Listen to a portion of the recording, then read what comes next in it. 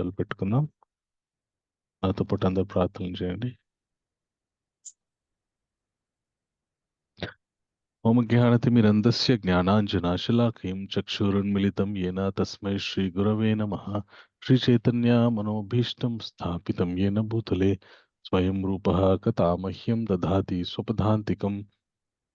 వందేహం శ్రీగురు శ్రీతపదకమలాం శ్రీగురున్ వైష్ణవాంశ్చ శ్రీరూపం సాగ్రజాతం సహగనా రఘునాథాన్వితం తం సజీవం సాద్వైతం సావధూతం పరిజనాసహితం శ్రీ రాధా శ్రీకృష్ణ చైతన్య దేవం శ్రీ రాధాకృష్ణ పాద సహగణ లలిత శ్రీ విశాఖాన్వితాంశ్చ నమాం విష్ణు పాదాయ కృష్ణ పృష్ఠాయ భూతలే శ్రీమతే భక్తి వేదాంత స్వామి నితినామణే నమస్తే సరస్వతే దేవ్యే గౌరవాణి ప్రచారణే నిర్విశేష శూన్యవాది పాశ్చాత్య దేశతారిణే నమో మహావదన్యాయ కృష్ణ ప్రేమ ప్రదాయతే కృష్ణాయ కృష్ణ చైతన్య నామినే గౌరతుసే నమః. హే కృష్ణ కరుణా సింధు దీనబంధో జగత్పతే గోపేశ గోపికా కాంత రాధా కాంత నమోస్తుతే. తప్త కాంచన గౌరాంగే రాధే బృందావనేశ్వరి వృషభానుసుతే దేవి ప్రణమామి హరిప్రియే.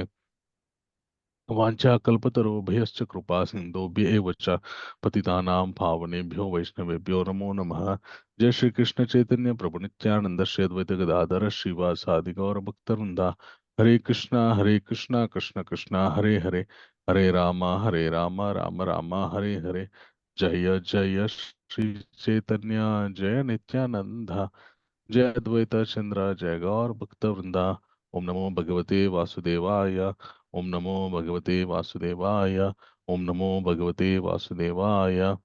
नारायणं नमस्कृत्य नरं चैव नरोत्तमं देवीं सरस्वतीं व्यासं ततो जयमुदीरयेत्. मूकं करोति वाचालं पंगुं लङ्घयते गिरिं यत्कृपातमहं वन्दे श्रीगुरुं दीनतारिणं परमानन्दमाधवं श्रीचैतन्येश्वरम्.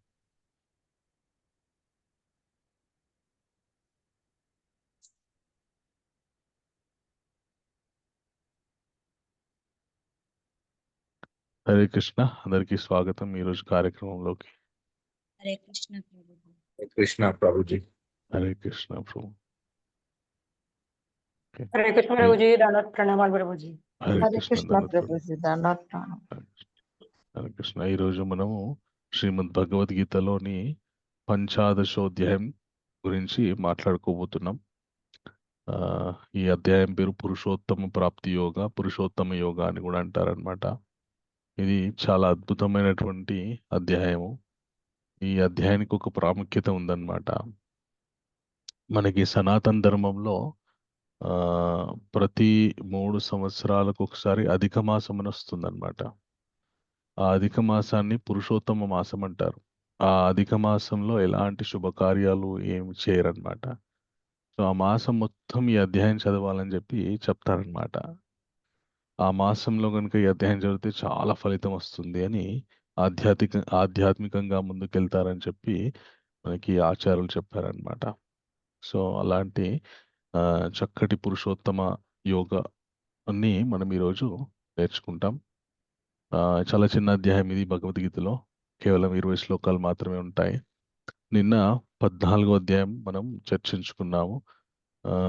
ఎవరెవరైతే వీడియో ఆన్ చేసుకోగలరో దయచేసి వీడియో ఆన్ చేసుకోండి. సో నిన్న 14వ అధ్యాయం పేరు గుణత్రయ విభాగ యోగ, 3 modes of material nature. Okay, so ఈ ప్రకృతి త్రిగుణాత్మికమైనటువంటిది. ఈ ప్రకృతిలో ఉన్నటువంటి ఆ 3 గుణాల వల్ల మనము ప్రతినిత్యం కూడా మోహితులమైపోయి ఆ గుణాలకి అనుగుణంగా మనము మన యొక్క స్వభావం ఏర్పడి ఆ స్వభావం ద్వారా మనం చేసినటువంటి కర్మల వల్ల మళ్ళీ మనము ఈ ప్రపంచంలోకి వస్తూ పోతూ ఓసారి ఉన్నతమైన జన్మలో, ఓసారి అధోగతి తక్కువ జన్మలు మనం స్వీకరిస్తున్నాం అని త్రిగుణాల గురించి నిన్న తెలుసుకున్నాం.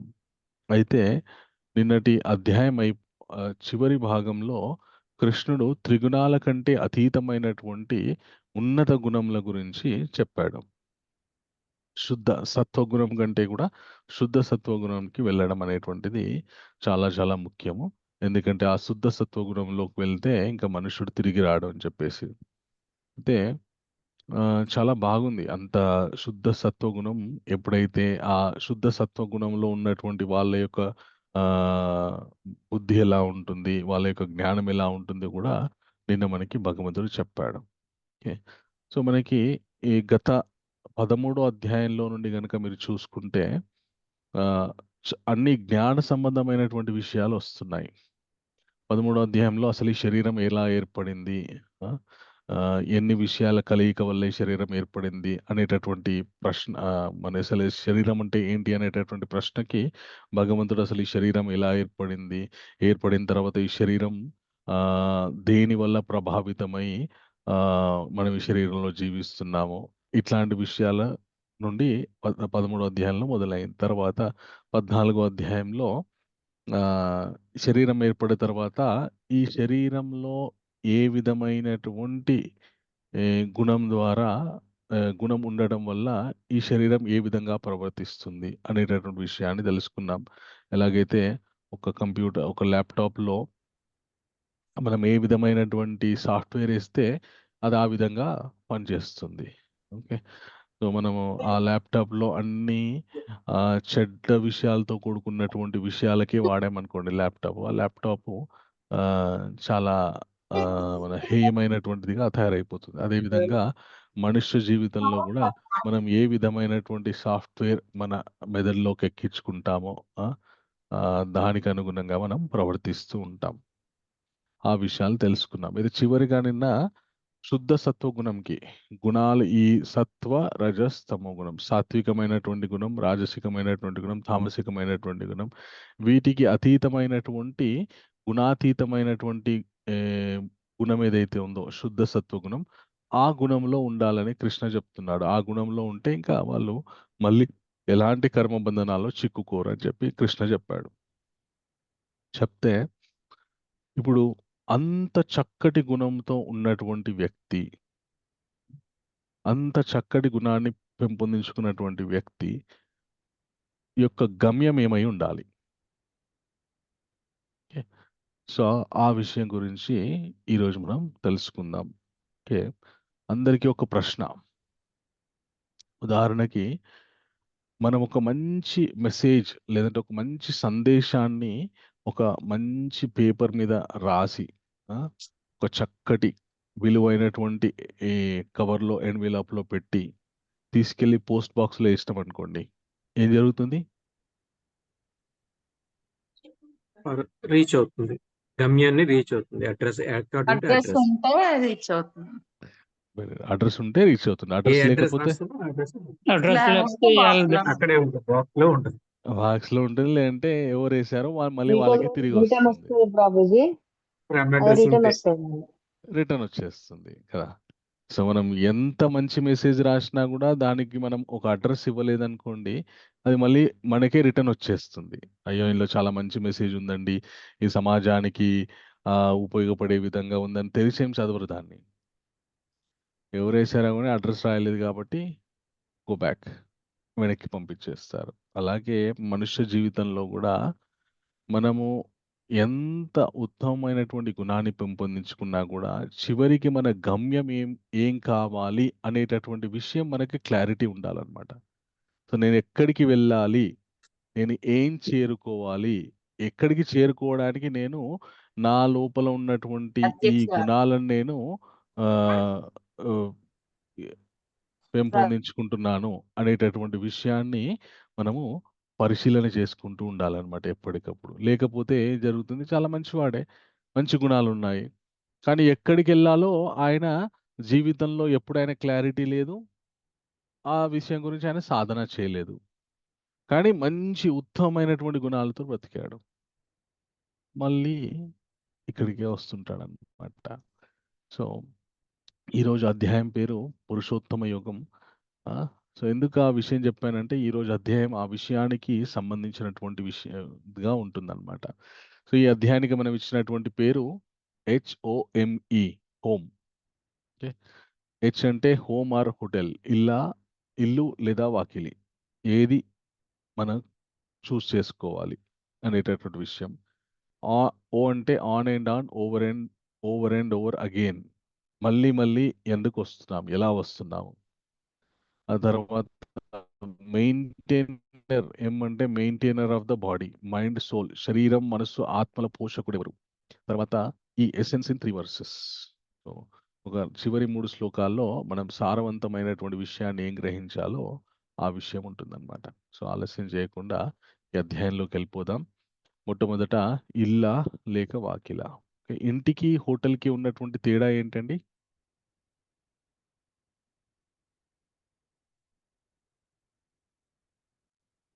ఎవరైనా ప్రయత్నించండి. ఇంటికి ఒక్క నిమిషం. ఓహ్! ఆ! ఇప్పుడు హోటల్ చెప్పండి. హరే కృష్ణ టెంపరరీ, ప్రభుజీ. ఇల్లు పర్మనెంట్. హరే కృష్ణ. ఇల్లు భౌతిక ప్రపంచం, అది అది అది హోటల్ భౌతిక ప్రపంచం, ఇల్లు ఆధ్యాత్మిక ప్రపంచం ప్రభుజీ. ఓకే. ఇంకా ఏంటి తేడాలు? హోటల్ అంటే మనము బ్రతకడానికి చేసేది హోటల్. ఓకే. సో హోటల్‌లో మనం ఏదైనా గూడా వెరీ గుడ్ మాతాజీ. చక్కగా చెప్పారు. హోటల్‌లో మనం ఏదైనా గూడా కొనుక్కొని తినాలి. డబ్బులుంటేనే మనకి హోటల్‌లో ఉండడానికి అవకాశం ఇస్తారు. డబ్బులు లేవంటే హోటల్ నుండి తరిమేస్తారు. అంతే గదా! కానీ ఇంట్లో అట్లా గాదు. మన డబ్బులున్నా లేకున్నా గూడా మనకి తిండి పెడతారు, ఉండడానికి ఆశ్రయం ఇస్తారు. అరే! వీడు మనవాడే, ఇప్పుడంటే వీడి దగ్గర డబ్బులు లేవు గావచ్చు గానీ, రేపొద్దున వీడు ప్రయోజకుడవుతాడు కాబట్టి, వీనికి కొద్దిగా చేయూతనిద్దాం, వీనికి కొద్దిగా ఆసరా ఇద్దామని జెప్పేసి, మన ఇంట్లో కుటుంబ సభ్యులంతా గూడా మనకి సహకరిస్తూ ఉంటారనమాట.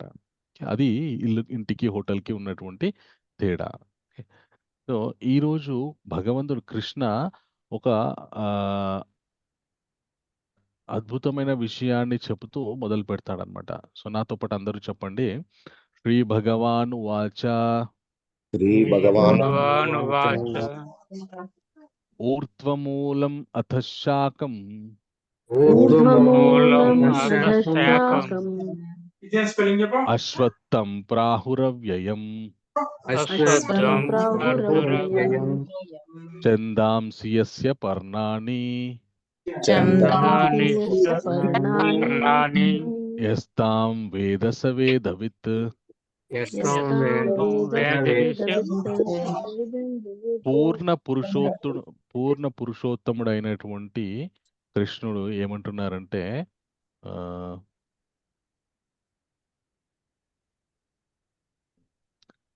శ్రీ భగవానుడు పలికెను, వ్రేళ్ళు ఊర్ధ్వముగాను శాఖలు క్రిందుగాను వేద రుక్కులే ఆకులుగాను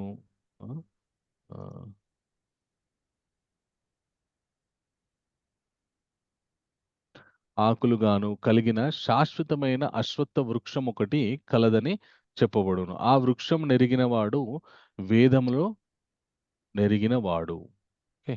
సో ఇది ఇంకా తర్వాత 2 శ్లోకాలు కూడా చదువుతాను. చదివి దీని విషయం ఏంటి, అసలు ఈ అశ్వత్థ వృక్షం ఏంటి, ఎందుకలా ఉంది అనేటటువంటి విషయాన్ని మనం చర్చించుకుందాం. ఓకే. సో భగవంతుడు ఏమంటారంటే తర్వాత ఈ వృక్షం ఏదైతే ఉందో ఈ అశ్వత్థ వృక్షం అధశ్చోర్ధ్వాం ప్రసృతాస్తస్య శాఖ గుణప్రవృద్ధ విషయప్రవాల అధశ్చ మూలాని అనుసంతతాని కర్మానుబంధీని మనుష్యలోకే నరూపమస్యేహ తతోపలభ్యతే నాంతో న చాదిర్న చ సంప్రతిష్ఠ అశ్వత్థమేనం సువిరూఢమూలం అశంగశస్త్రేణ దృఢేన చత్వ తథాపాదం తత్పరిమరిగితవ్యం యస్మిన్ గత్వా న నివర్తంతి భూయ తామేవ చాద్యం పురుష ప్రబుదే యత ప్రవృత్తి ప్రస్తుత పురాణి అని చెప్తాడనమాట భగవంతుడు. ఒక అశ్వత్థ వృక్షము వేర్లు పైకి, కొమ్మలు, ఆకులు అన్ని కూడా కిందికి ఉందంట. ఈ అశ్వత్థ వృక్షం తెలిసిన వాడు వేదాలని తెలుసుకున్నవాడు అవుతున్నాడు. అయితే ఈ అశ్వత్థ వృక్షానికి ఉన్నటువంటి ఆకులు, కొమ్మలు ఇవన్నీ కూడా వివిధ వేదాలలో చెప్పబడినటువంటి వివిధమైనటువంటి కర్మలు అవన్నీ వాటి గురించినటువంటి విశేషాలనమాట. సో అవన్నీ ఆచరిస్తూ మనుష్యుడు దాంట్లోనే బందీ అయిపోయి ఉంటాడు.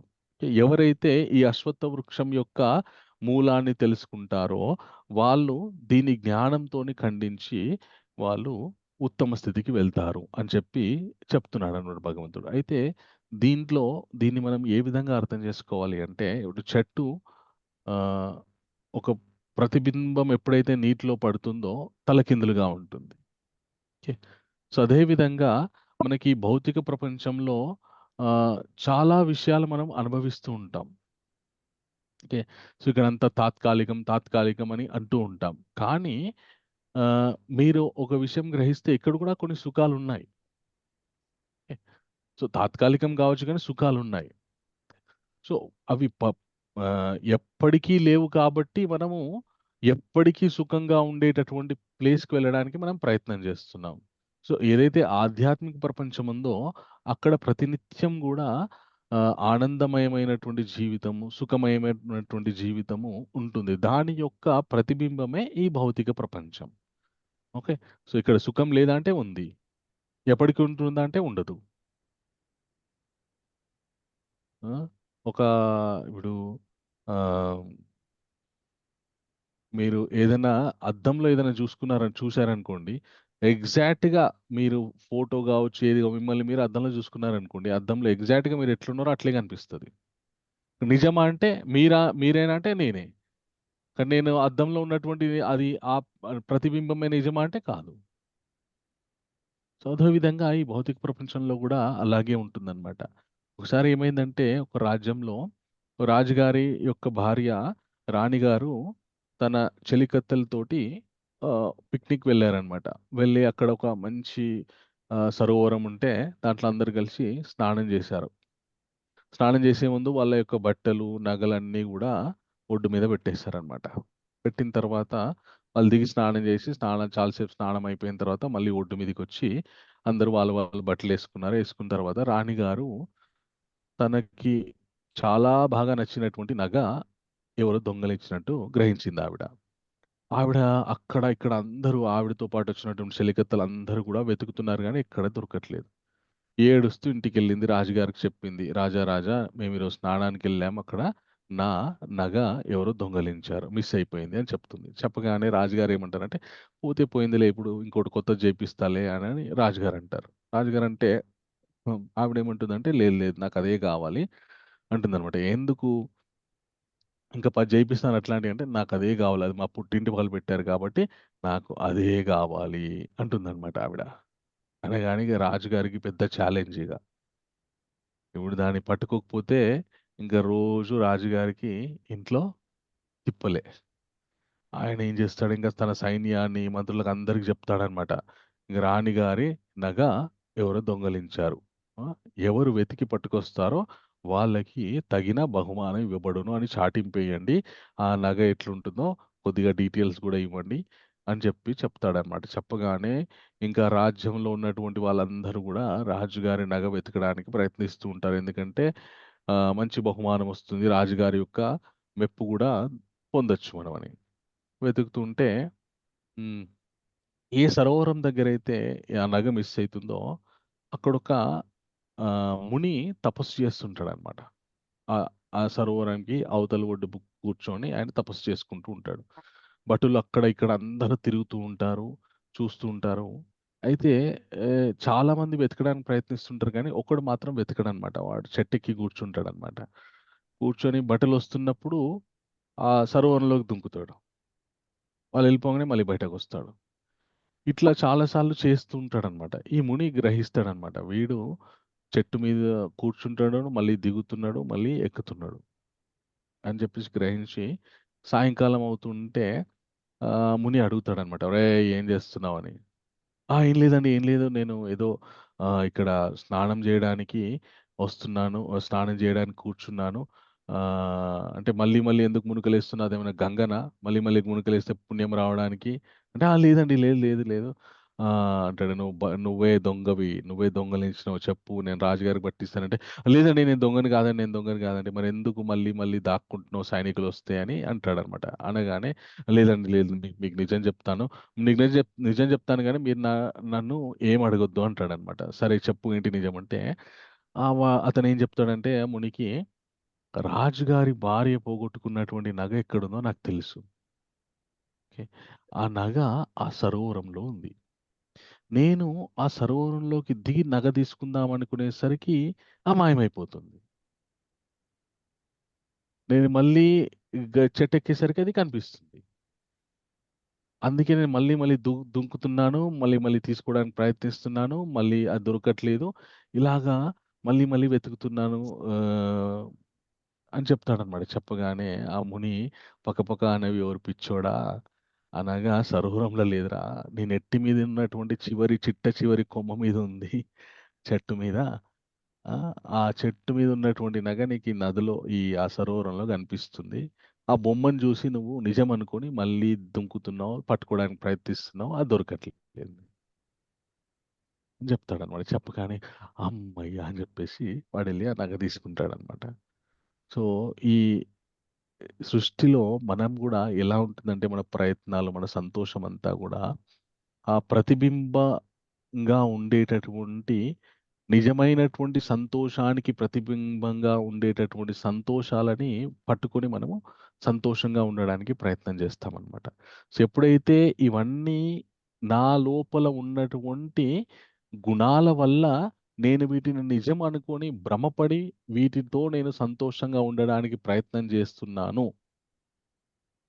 వాస్తవానికి ఇది నిజం కాదు, ఇది తాత్కాలికం మాత్రమే అనేటటువంటి జ్ఞానం ఎప్పుడైతే తెలుసుకుంటాడో మనుషుడు, అప్పుడు వాడికి ఈ విషయాల నుండి విముక్తి కలుగుతుందన్నమాట. విముక్తి కలిగి మళ్ళీ తర్వాత ఏంటి, ఎక్కడికి వెళ్తాడు? మరి ఎక్కడైతే నిజమైనటువంటి సంతోషం ఉందో, ఎక్కడైతే పరిపూర్ణమైనటువంటి ఆనందం దొరుకుతుందో అక్కడికి వెళ్ళడానికి ప్రయత్నం చేస్తాడనమాట. సో అక్కడికి వెళ్ళాలంటే మరి ఎట్లా? సో అక్కడికి వెళ్ళాలంటే భగవంతుడు చెప్తాడనమాట. ఓకే, సో అక్కడికి వెళ్ళడానికి ఏ విధమైనటువంటి గుణగణాలతో ఉండాలంటే నాతో పాటు అందరూ చెప్పండి. నిర్మాణమోహ, ఒక్క నిమిషం అన్మ్యూట్ చేస్తా. జితసంగ దోష, చిత్తసంగ దోష, ఆధ్యాత్మ నిత్య, ఆధ్యాత్మ నిత్య, వినివృత్త కామ, వినివృత్తి కామ, ద్వంద్వైర్విముక్త,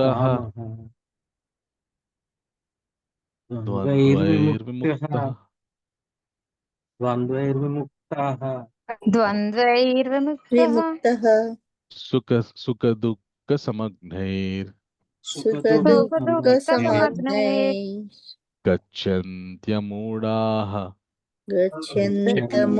మూఢాః పదమవ్యయం తత్.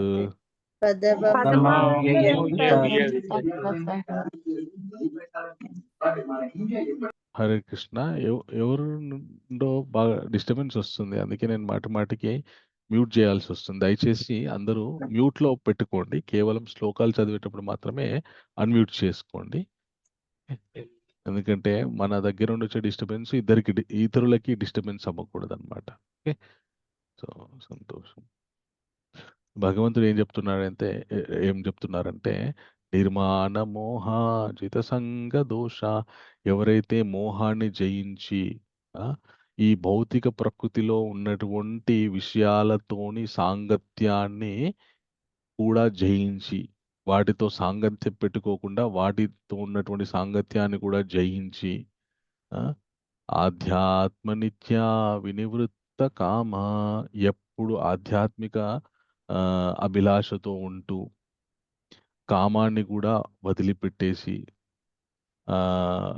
ఇది నాది, అది నాది, వాళ్ళు మంచి వాళ్ళు, వీళ్ళు చెడ్డవాళ్ళు అనేటటువంటి ద్వంద్వ వైఖరికి లోనవ్వకుండా సుఖ దుఃఖాలయందు కూడా సమదృష్టితో ఉంటాడో అతను గచ్చంతి అమూఢ పదమవ్యయం తత్. అమూఢ అంటే మూర్ఖుడు, అమూఢ అంటే మూర్ఖుడు కానటువంటి వాడు. అలాంటి గొప్ప వ్యక్తి, అతనికి ఆ ఆధ్యాత్మిక ప్రపంచంలోకి వెళ్ళేటటువంటి అవకాశం దొరుకుతుందన్నమాట. ఓకే, సో ఆ ఆధ్యాత్మిక ప్రపంచం ఎలా ఉంటుంది మళ్ళీ అంటే భగవంతుడు చెప్తాడనమాట. చాలా అద్భుతమైన విధంగా నాతో పాటు అందరూ చెప్పండి. న తద్భాసయతే సూర్యో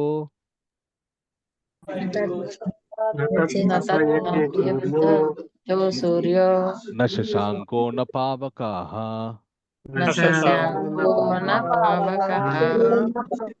యద్గత్వా న నివర్తంతే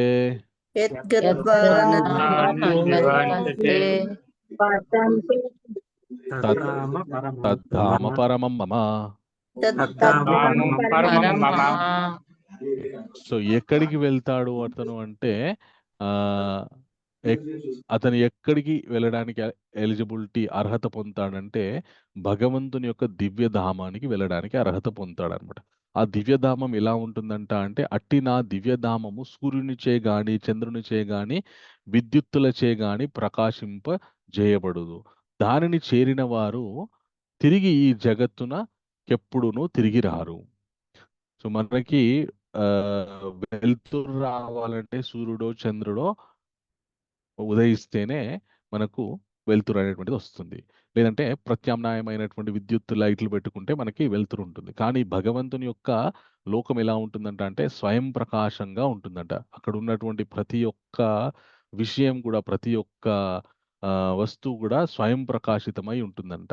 మనకి బ్రహ్మ సంహిత అని ఒకటి చక్కటి వర్ణన ఉందన్నమాట. ఇది సాక్షాత్ బ్రహ్మ భగవంతుని స్తుతిస్తూ చేస్తాడనమాట. దాంట్లో ఏమని చెప్తారంటే చింతామణి ప్రకర సద్మషు కల్ప వృక్ష లక్షావృతేషు సురభిర్ అభిపాలయంతం లక్ష్మీ సహస్ర శత సంభ్రమ సేవ్యమానం గోవిందమాది పురుషం తమహం భజామి వేణుం క్వనంతమరవిందదలాయతాక్షం బర్హావతాంసమసితాంబుద సుందరాంగం కందర్పకోటికమనీయ విశేష శోభా గోవిందమాది పురుషం తమహం భజామి అని చెప్తారనమాట. దాని అర్థం ఏంటి అంటే చింతామణి ప్రఖర సద్మషు కల్పవృక్ష.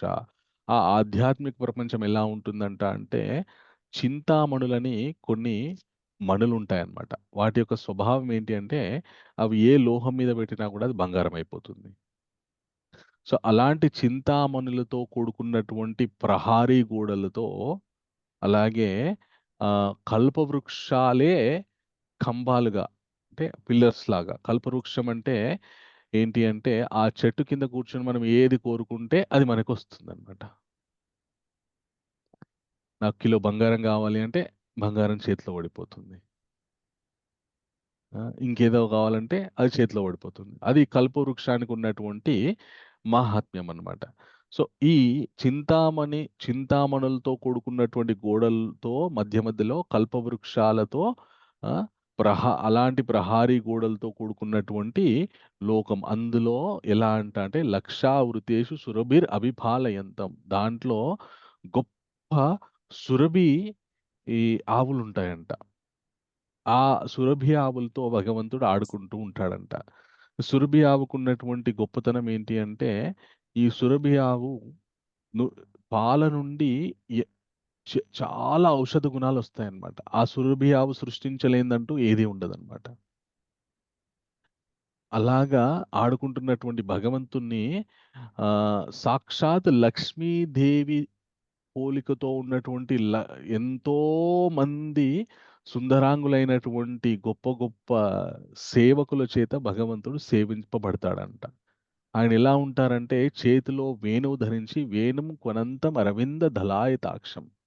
చేతిలో చక్కటి వేణువును ధరించి ఆ చేతులు ఎలా ఉన్నాయంట అంటే మన తామరాకు యొక్క దళాలు ఉంటాయి కదా, ఆ తామరాకు యొక్క దళాల్లాగా వేణుం కొనంతం అరవింద దళాయతాక్షం. ఆయన యొక్క తామరాకుల వంటి తామర పూల వంటి కన్నులతోటి ఆయన బర్హావతాంసమసితాంబుద సుందరాంగం చక్కటి నెమలి పింఛాన్ని ధరించి చాలా సుందరమైనటువంటి ముఖవర్చస్సుతో ఆయన వెలిగిపోతూ ఉంటారంట. ఆయన ఎంత అందంగా ఉంటారంట అంటే కందర్ప కోటి కమనీయ విశేష శోభ. కందర్ప అంటే మన్మధుడు, కందర్ప కోటి కమనీయ అంటే కోట్ల కొద్ది మన్మధులనే యొక్క అందాన్ని ఒక చోట పెడితే ఎంత అందంగా ఉంటుందో ఆ దివ్యమంగళమైనటువంటి అద్భుతమైనటువంటి శోభతోటి భగవంతుడు తన నిజధామంలో నివసిస్తూ ఉంటారనమాట. ఆ నిజధామం పేరు ఏంటి అంటే గోలోక వృందావనం. కృష్ణుడు తన ధామమైనటువంటి గోలోక వృందావనంలో ప్రతినిత్యం కూడా నివసిస్తూ ఉంటారనమాట. సో ఎవరైతే నిర్మాణ మోహ జిత సంగ దోష ఈ ఆధ్యాత్మిక ప్రపంచంలో ఉన్నటువంటి వాళ్ళకున్నటువంటి మోహాన్ని కోల్పోయి, ఈ భౌతిక విషయాలతో సంఘాన్ని కోల్పోయి, సుఖదుఖముల యందు సమయమైనటువంటి బుద్ధితో ఉంటూ, ద్వంద్వ వైఖరి లేకుండా, ఎవరి యందు వీరు చెడ్డ, వారు మంచి అనేటటువంటి ద్వంద్వ వైఖరి లేకుండా శుద్ధ సత్వగుణానికి వెళ్తారో, భగవంతుని భక్తి చేస్తూ వాళ్ళకి ఆ గోలోకానికి వెళ్ళేటటువంటి అవకాశం లభిస్తుందన్నమాట. సో ఎందుకు మరి గోలోకానికి వెళ్ళాల్సినటువంటి అవసరం ఏంటి? ఇంకే లోకానికో వెళ్ళొచ్చు కదా. ఎందుకు గోలోకానికే వెళ్ళాలి? మళ్ళీ తిరిగి రావడానికి పర్మనెంట్ ఉంటది కాబట్టి వేరే మళ్ళీ తిరిగి రావాల్సిన పని ఉండదు కాబట్టి. హరే కృష్ణ ప్రభుజీ, మనం ఎక్కడి నుంచి వచ్చామో అక్కడికి వెళ్దాం అన్న స్వామి. వెరీ గుడ్, చక్కగా చెప్పారు అందరు కూడా. అయితే కృష్ణ ఇక్కడ ఏం చెప్తున్నారంటే, నాతో పాటు అందరూ చెప్పండి, మమైవాంశో జీవలోకే జీవభూత సనాతన మనశ్శష్టానేంద్రియాణి ప్రకృతిస్థాని కర్షతి. అయితే ఈ మనమందరం కూడా భగవంతుని యొక్క అంశలమంట. మమైవాంశో జీవలోకే జీవభూత సనాతన. ఈ మనమందరు జీవాత్మలంతా కూడా సనాతనులం. సనాతన అంటే ఒకప్పుడు మొదలు, ఒకప్పుడు పుట్టింది అనేటటువంటి విషయం లేకుండా ఎప్పటి నుంచో అనాదిగా ఉన్నటువంటి విషయాన్ని సనాతన అంటారనమాట. అందుకే మన ధర్మాన్ని సనాతన ధర్మం అంటారనమాట. అలాగే మన జీవాత్మ కూడా సనాతన. మమైవాంశో జీవలోకే జీవభూత సనాతన. ఈ జీవాత్మలంతా కూడా నా అంశలే, ఎప్పుడున్నో నాలాగే సనాతనులు. అయితే వీళ్ళందరూ కూడా మనశ్శష్టానేంద్రియాన్ని ప్రకృతిస్వాం కర్షతి. ఓకే, సో వాళ్ళ మనస్సులో ఉన్నటువంటి గుణాల వల్ల, వాళ్ళ మనస్సులో ఉన్నటువంటి వికారాల వల్ల ఈ ప్రకృతిలో మళ్ళీ మళ్ళీ తిరుగుతూనే ఉంటారు. సో ఇప్పుడు భగవంతుడు తన యొక్క ధామం గురించి చెప్పి మనం ఎవరమో చెప్పారు. అంటే ఇప్పుడు ఒక తండ్రి ఉన్నాడు అనుకోండి, తండ్రి యొక్క అంశ కొడుకు, అంతే కదా. ఎవరండి ఈ పిల్లోడు అంటే, మావాడు అంటే మీ అంశతోనే ఉన్నాడండి, చక్కగా మీ పోలికలు ఉన్నాయి ఇతనికి కూడా అని అంటూ ఉంటాం. అదేవిధంగా మనమంతా కూడా భగవంతుని యొక్క సంతానం. సో కాబట్టి భగవంతుని యొక్క సంతానం కాబట్టి ఆయన మనందరినీ ఆయన ఉన్నటువంటి ధామానికి రావాలనుకోవడం తప్ప? మీ పిల్లలు ఎక్కడో స్కూల్కో లేదంటే ఇంకా మార్కెట్కో ఎక్కడికో వెళ్ళారు, వాళ్ళ ఇంటికి రావాలనుకోవడం తప్ప? వాళ్ళ ఇంటికి వస్తే ఎక్కడెక్కడో తిరుగుతున్నారు, మీకు తెలియట్లేదు ఎక్కడికి వెళ్ళాడో. ఎంత ఎంత కంగారు ఉంటుంది మనకి. అయ్యో వీడు ఎక్కడికి వెళ్ళిండో, వీడికి దారి తెలుసో లేదో, ఎక్కడెక్కడ తిరుగుతున్నాడో ఏమో అని ఒక కొద్దిసేపు అసలు మనసు స్థిమితంగా ఉండనే ఉండదు. సో ఇంటికి రాగానే అమ్మ వచ్చినావా అని చెప్పేసి మళ్ళీ వాడి మీద మనం ముద్దు పెట్టుకొని కౌగిలించుకొని మన పిల్లల్ని మనము చక్కగా చూసుకుంటాం. అదేవిధంగా భగవంతుని నుండి, భగవద్ధామం నుండి విడిపడినటువంటి మనమందరం కూడా ఈ భౌతిక ప్రపంచంలో తిరుగుతూ ఉంటే భగవంతుడు కూడా ఏమి ఇష్టం ఉండదు. అయ్యో వీళ్ళు ఎంత కాలమని ఇలా కష్టాలు పడుతుంటారు, ఎంత కాలమని ఈ ఇబ్బందులు పడుతుంటారు, నా దగ్గరికి రావచ్చు కదా చక్కగా. నా దగ్గరికి ఎలా రావాలో నేను చక్కటి జ్ఞానాన్ని ఇచ్చాను, మ్యాప్ ఇచ్చాను.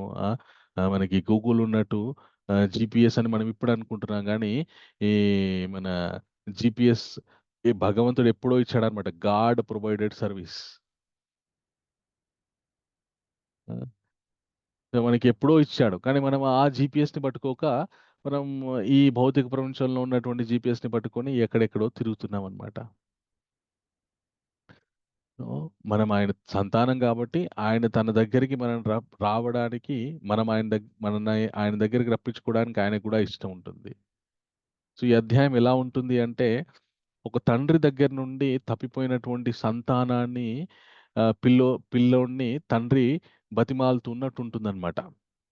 ఒరే ఇంటికి రారా నాన్న, మన ఇల్లు మంచిగా ఉంటుంది, నువ్వు ఎక్కడెక్కడో తిరగకు, ఏదేదో తినకు నువ్వు, ఆరోగ్యం పాడు చేసుకోకు, మన ఇంటికి రా, మన ఇంట్లో మంచిగా అన్ని ఫ్రెష్గా ఉంటాయి, మన ఇల్లు ఎంత బాగుంటుంది, ఇక్కడ రోడ్ సైడో అక్కడిక్కడో పడుకుంటున్నావు, ఎక్కడ పడితే అక్కడ దోమలు గరుస్తాయి, నానా రోగాలు వస్తాయి. అట్లా కాదురా, మన ఇల్లు చాలా బాగుంటుంది, నేను చక్కగా చూసుకుంటాం రా, రారా అన్నా కూడా ఆహా నేను రాను, నేను రాను, నేను ఇక్కడే ఉంటా. ఇది ఎట్లా ఉంటుందంటే, మొన్న ఈ మధ్య నేను ఒక ఆర్టికల్ చదివిన పేపర్లో.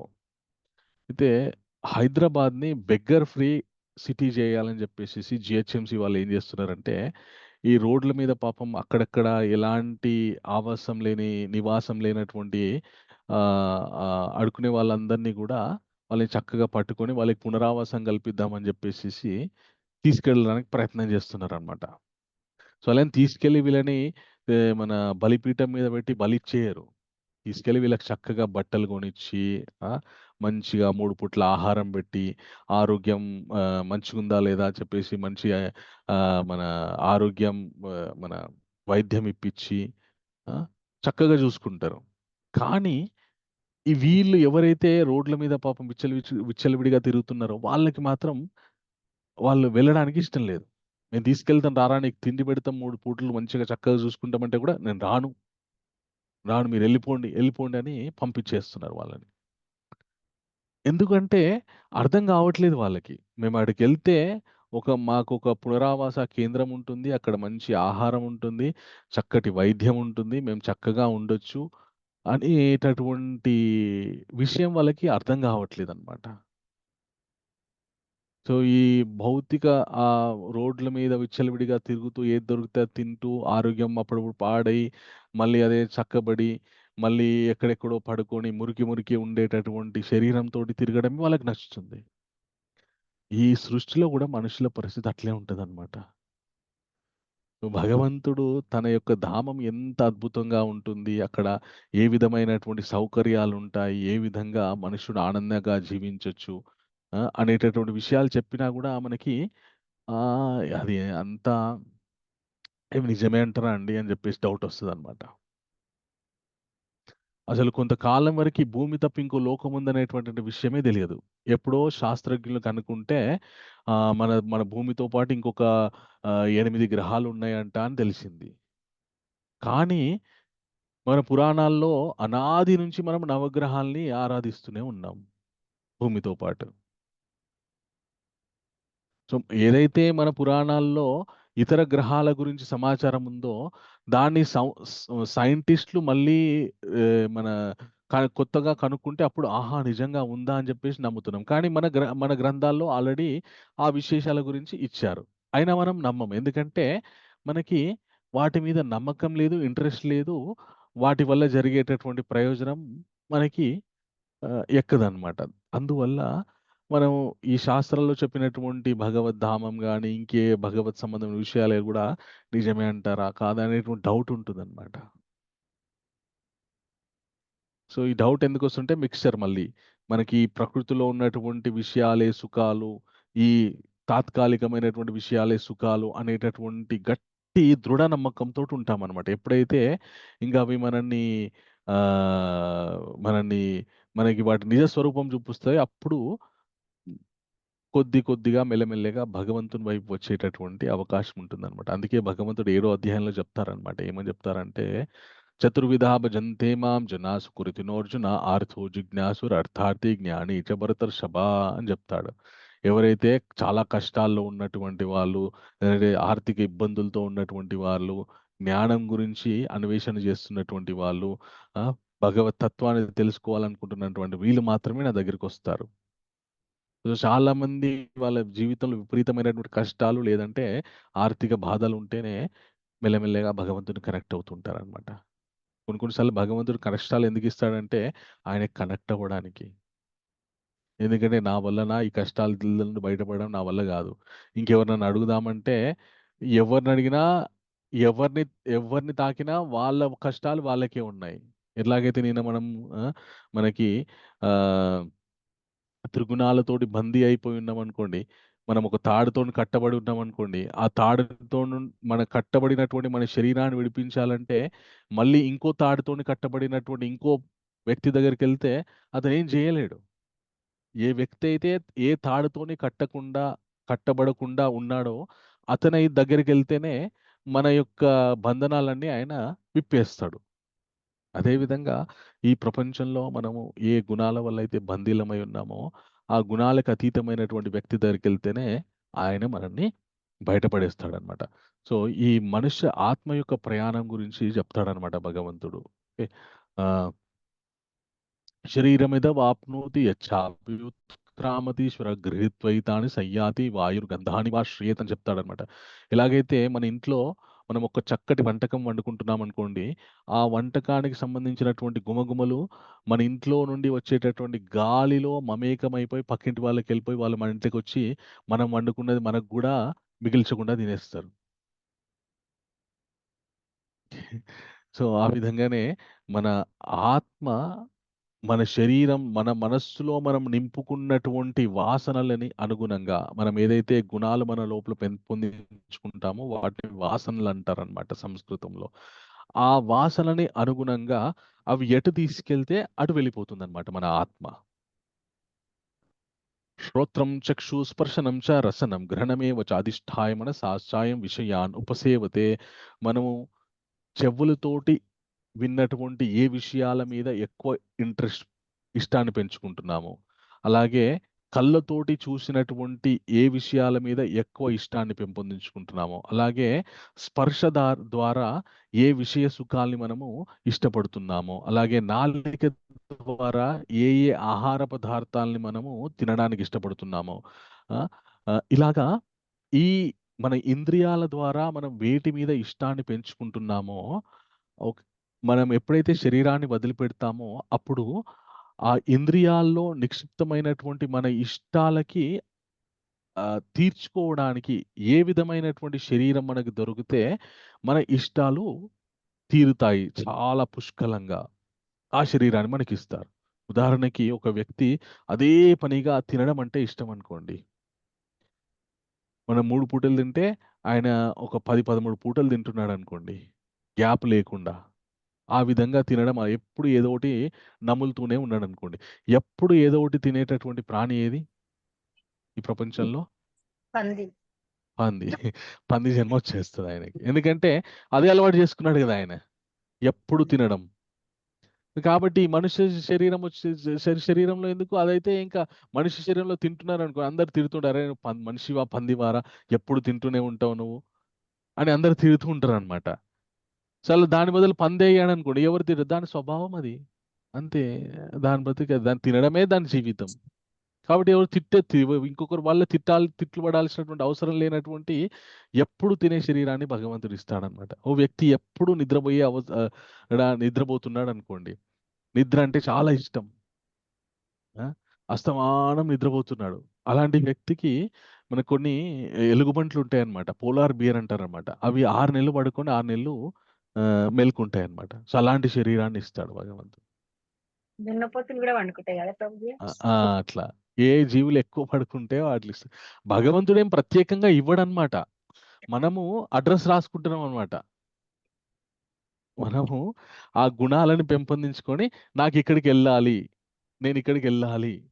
అని మనది మనం అడ్రెస్ రాసుకుంటున్నాం అన్నమాట మన మనస్సు మీద. మన యొక్క ఆత్మకి సో, నీకు నేను ఇవి మన ఇష్టాలు. కాబట్టి ఈ ఇష్టాలు ఎక్కడ తీరుతాయో అక్కడికెళ్ళాలి. అని మనకి మనం అడ్రెస్ రాసేసుకుంటున్నామట. ఆ విధంగా మన యొక్క ప్రయాణం జరుగుతదనమాట. ఆత్మ యొక్క ప్రయాణం. మనము బ్రతికి ఉన్నప్పుడు ఏ ఏ విషయాలతో అనుభవిస్తూ ఉంటామో, ఏ ఏ విషయాల మీద ఎక్కువ ఇష్టంతో ఉంటామో, ఆ విషయాలను తీర్చుకోవడానికి అనుగుణమైనటువంటి శరీరాన్ని గూడా మనమే నిర్ణయం చేసుకుంటున్నామనమాట. ఓకే. సో, కృష్ణ ఏమంటాడంటే, ఉత్క్రామంతం స్థితం వాపి భుంజానం వా గుణాన్వితం విమూఢనాను పశ్యంతి జ్ఞానచక్షుషా. ఎవరైతే అజ్ఞానంతో ఉంటారో వాళ్ళ యొక్క ఆత్మ ఎక్కడికి వెళ్తుందో వాళ్ళకి తెలియదు. కానీ ఎవరైతే జ్ఞాన చక్షువుతోటి ఉంటారో, ఎవరైతే భగవత్ జ్ఞాన భక్తిని సాధన చేసి ఉంటారో, వాళ్ళకి వాళ్ళ యొక్క జీవాత్మ ఎక్కడికి వెళ్తుందో తెలుసు అనమాట. ఓకే, మనకి శ్రీపాద రామానుజాచార్యుల వారు ఉన్నారనమాట. ఆయన శరీరాన్ని వదిలిపెట్టారనమాట.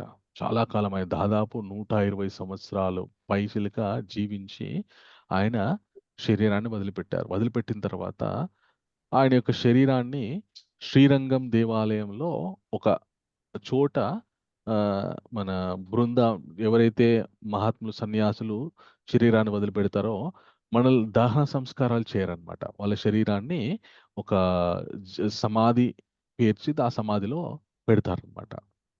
అయితే శ్రీపాద రామానుజాచార్యుల వారు అలా పెట్టిన తర్వాత కూడా మళ్ళీ సశరీరంతో ఆయన పైకొచ్చారు.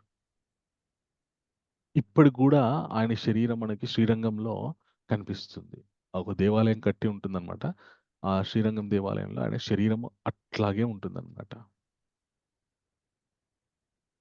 అలాగా మహాత్ములు శరీరాన్ని వదిలిపెట్టినా కూడా మళ్ళీ వాళ్ళు పునర్జీవించగలరు. అలా చాలా ఉదాహరణలు ఉన్నాయన్నమాట. వాళ్ళు ఒకసారి ఒక గొప్ప భక్తుడు ఆయన భగవంతుని యొక్క నామస్మరణ చేస్తూ చేస్తూ ఆయన గోలోక వృందావనంలో ఏం జరుగుతుందో తెలుసుకుంటున్నాడు అనమాట. భగవంతుని యొక్క ధామంలో ఏం తెలుసుకుంటున్నాడో, అక్కడ ఏం జరుగుతుంది, అక్కడ ఏం తింటున్నారు, ఇవన్నీ తెలుసుకునే శక్తి ఆయనకి వచ్చిందనమాట. అంటే ఎవరైతే జ్ఞానులు భగవద్భక్తి జ్ఞానం ఉంటుందో వాళ్ళకి అవన్నీ సాధ్యం. సామాన్యమైనటువంటి వాళ్ళకి అది సాధ్యం అవ్వనటువంటి పని. అయితే భగవంతుని యొక్క ధామం ఇంకా ఎలా ఉంటుందంట అంటే చాలా అద్భుతంగా ఉంటుంది. అయితే భగవంతుడు మనని ఏ విధంగా ఈ అధ్యాయంలో మనము ఇంకొక అంశం ఏదైతే ఉందో, మనం ఏ విధంగా మన యొక్క మనస్సు, ఆత్మ ఏ విధంగా పోషింపబడుతుంది అనేటటువంటి విషయాన్ని కృష్ణ ఇక్కడ చెప్తారనమాట. ఏమనంటారంటే, యథాదిత్యాగతం తేజో, నాతో పాటు అందరు చెప్పండి, యథాదిత్యాగతం తేజో యతంతో యోగి జగద్భాసేతే కిలం యచ్చంద్రమసి యచ్చాగ్నౌ తత్తేజో విద్ధిమామికం.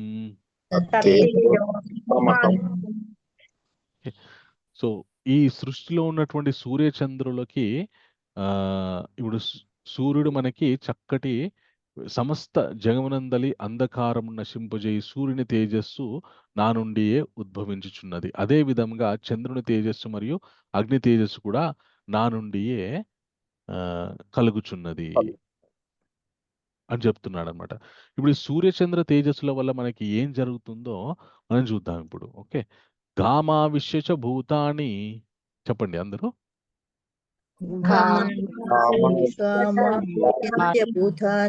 ధారాయామ్యహమోజసా పుష్ణామి చౌషధీ సర్వాః సోమో భూత్వా రసాత్మికాః.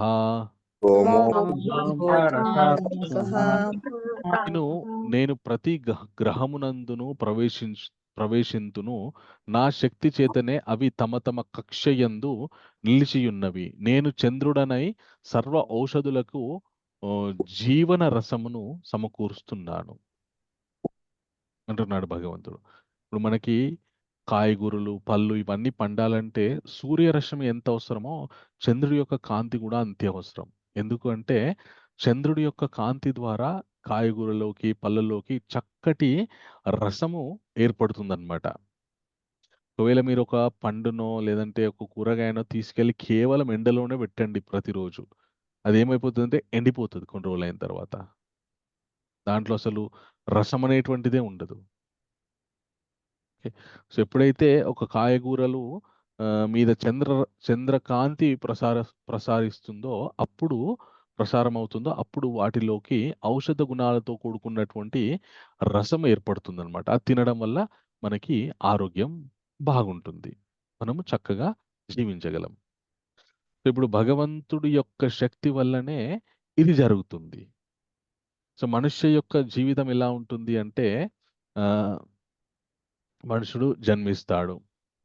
జన్మించిన తర్వాత పుట్టిన తర్వాత చక్కగా అతను ఏ కుటుంబంలో పుట్టాడు, ఏ వంశంలో పుట్టాడో వాళ్ళ వాళ్ళ వాళ్ళ పద్ధతుల్ని పాటిస్తూ చక్కటి ఆహారాన్ని సేవిస్తూ చక్కగా జీవిస్తాడు. కొన్ని రోజులైనంతకు పెద్దగా పెరుగుతాడు. తర్వాత ఆ, వృద్ధాప్యం వస్తుంది. వృద్ధాప్యం వచ్చిన తర్వాత శరీరాన్ని వదిలిపెడతాడు. శరీరాన్ని వదిలిపెట్టిన తర్వాత తన యొక్క ఆత్మ మళ్ళీ పుణ్య పాపాలను అనుగుణంగా పుణ్యాలు చేస్తే పుణ్యలోకాలకు వెళ్తుంది, లేదంటే పాపాలు చేస్తే నరకాది లోకాలకు వెళ్తుంది. అక్కడ ఉండాల్సినటువంటి అక్కడ తన చేసుకున్నటువంటి కర్మల ద్వారా ఏవి సుఖాలు అనుభవించాలా, లేకపోతే మన శిక్షలు అనుభవించాలా, అవన్నీ అనుభవించి మళ్ళీ ఆకాశంలో వర్షపు నీటిని చేరుతుంది ఆత్మ.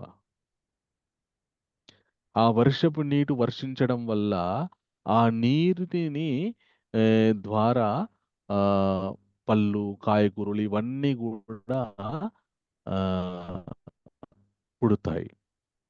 అవి మనం తినడం వల్ల ఆ ఆత్మలు మన శరీరంలోకి వెళ్ళిపోతాయి. ఎప్పుడైతే స్త్రీ పురుష సంయోగం జరుగుతుందో అప్పుడు ఒకరి నుండి ఇంకొక గర్భంలోకి వెళ్ళి అక్కడ ఆత్మ తన యొక్క మెల్లమెల్లగా పిండ దశ నుండి మళ్ళీ శరీరాన్ని సంతరించుకుంటుంది.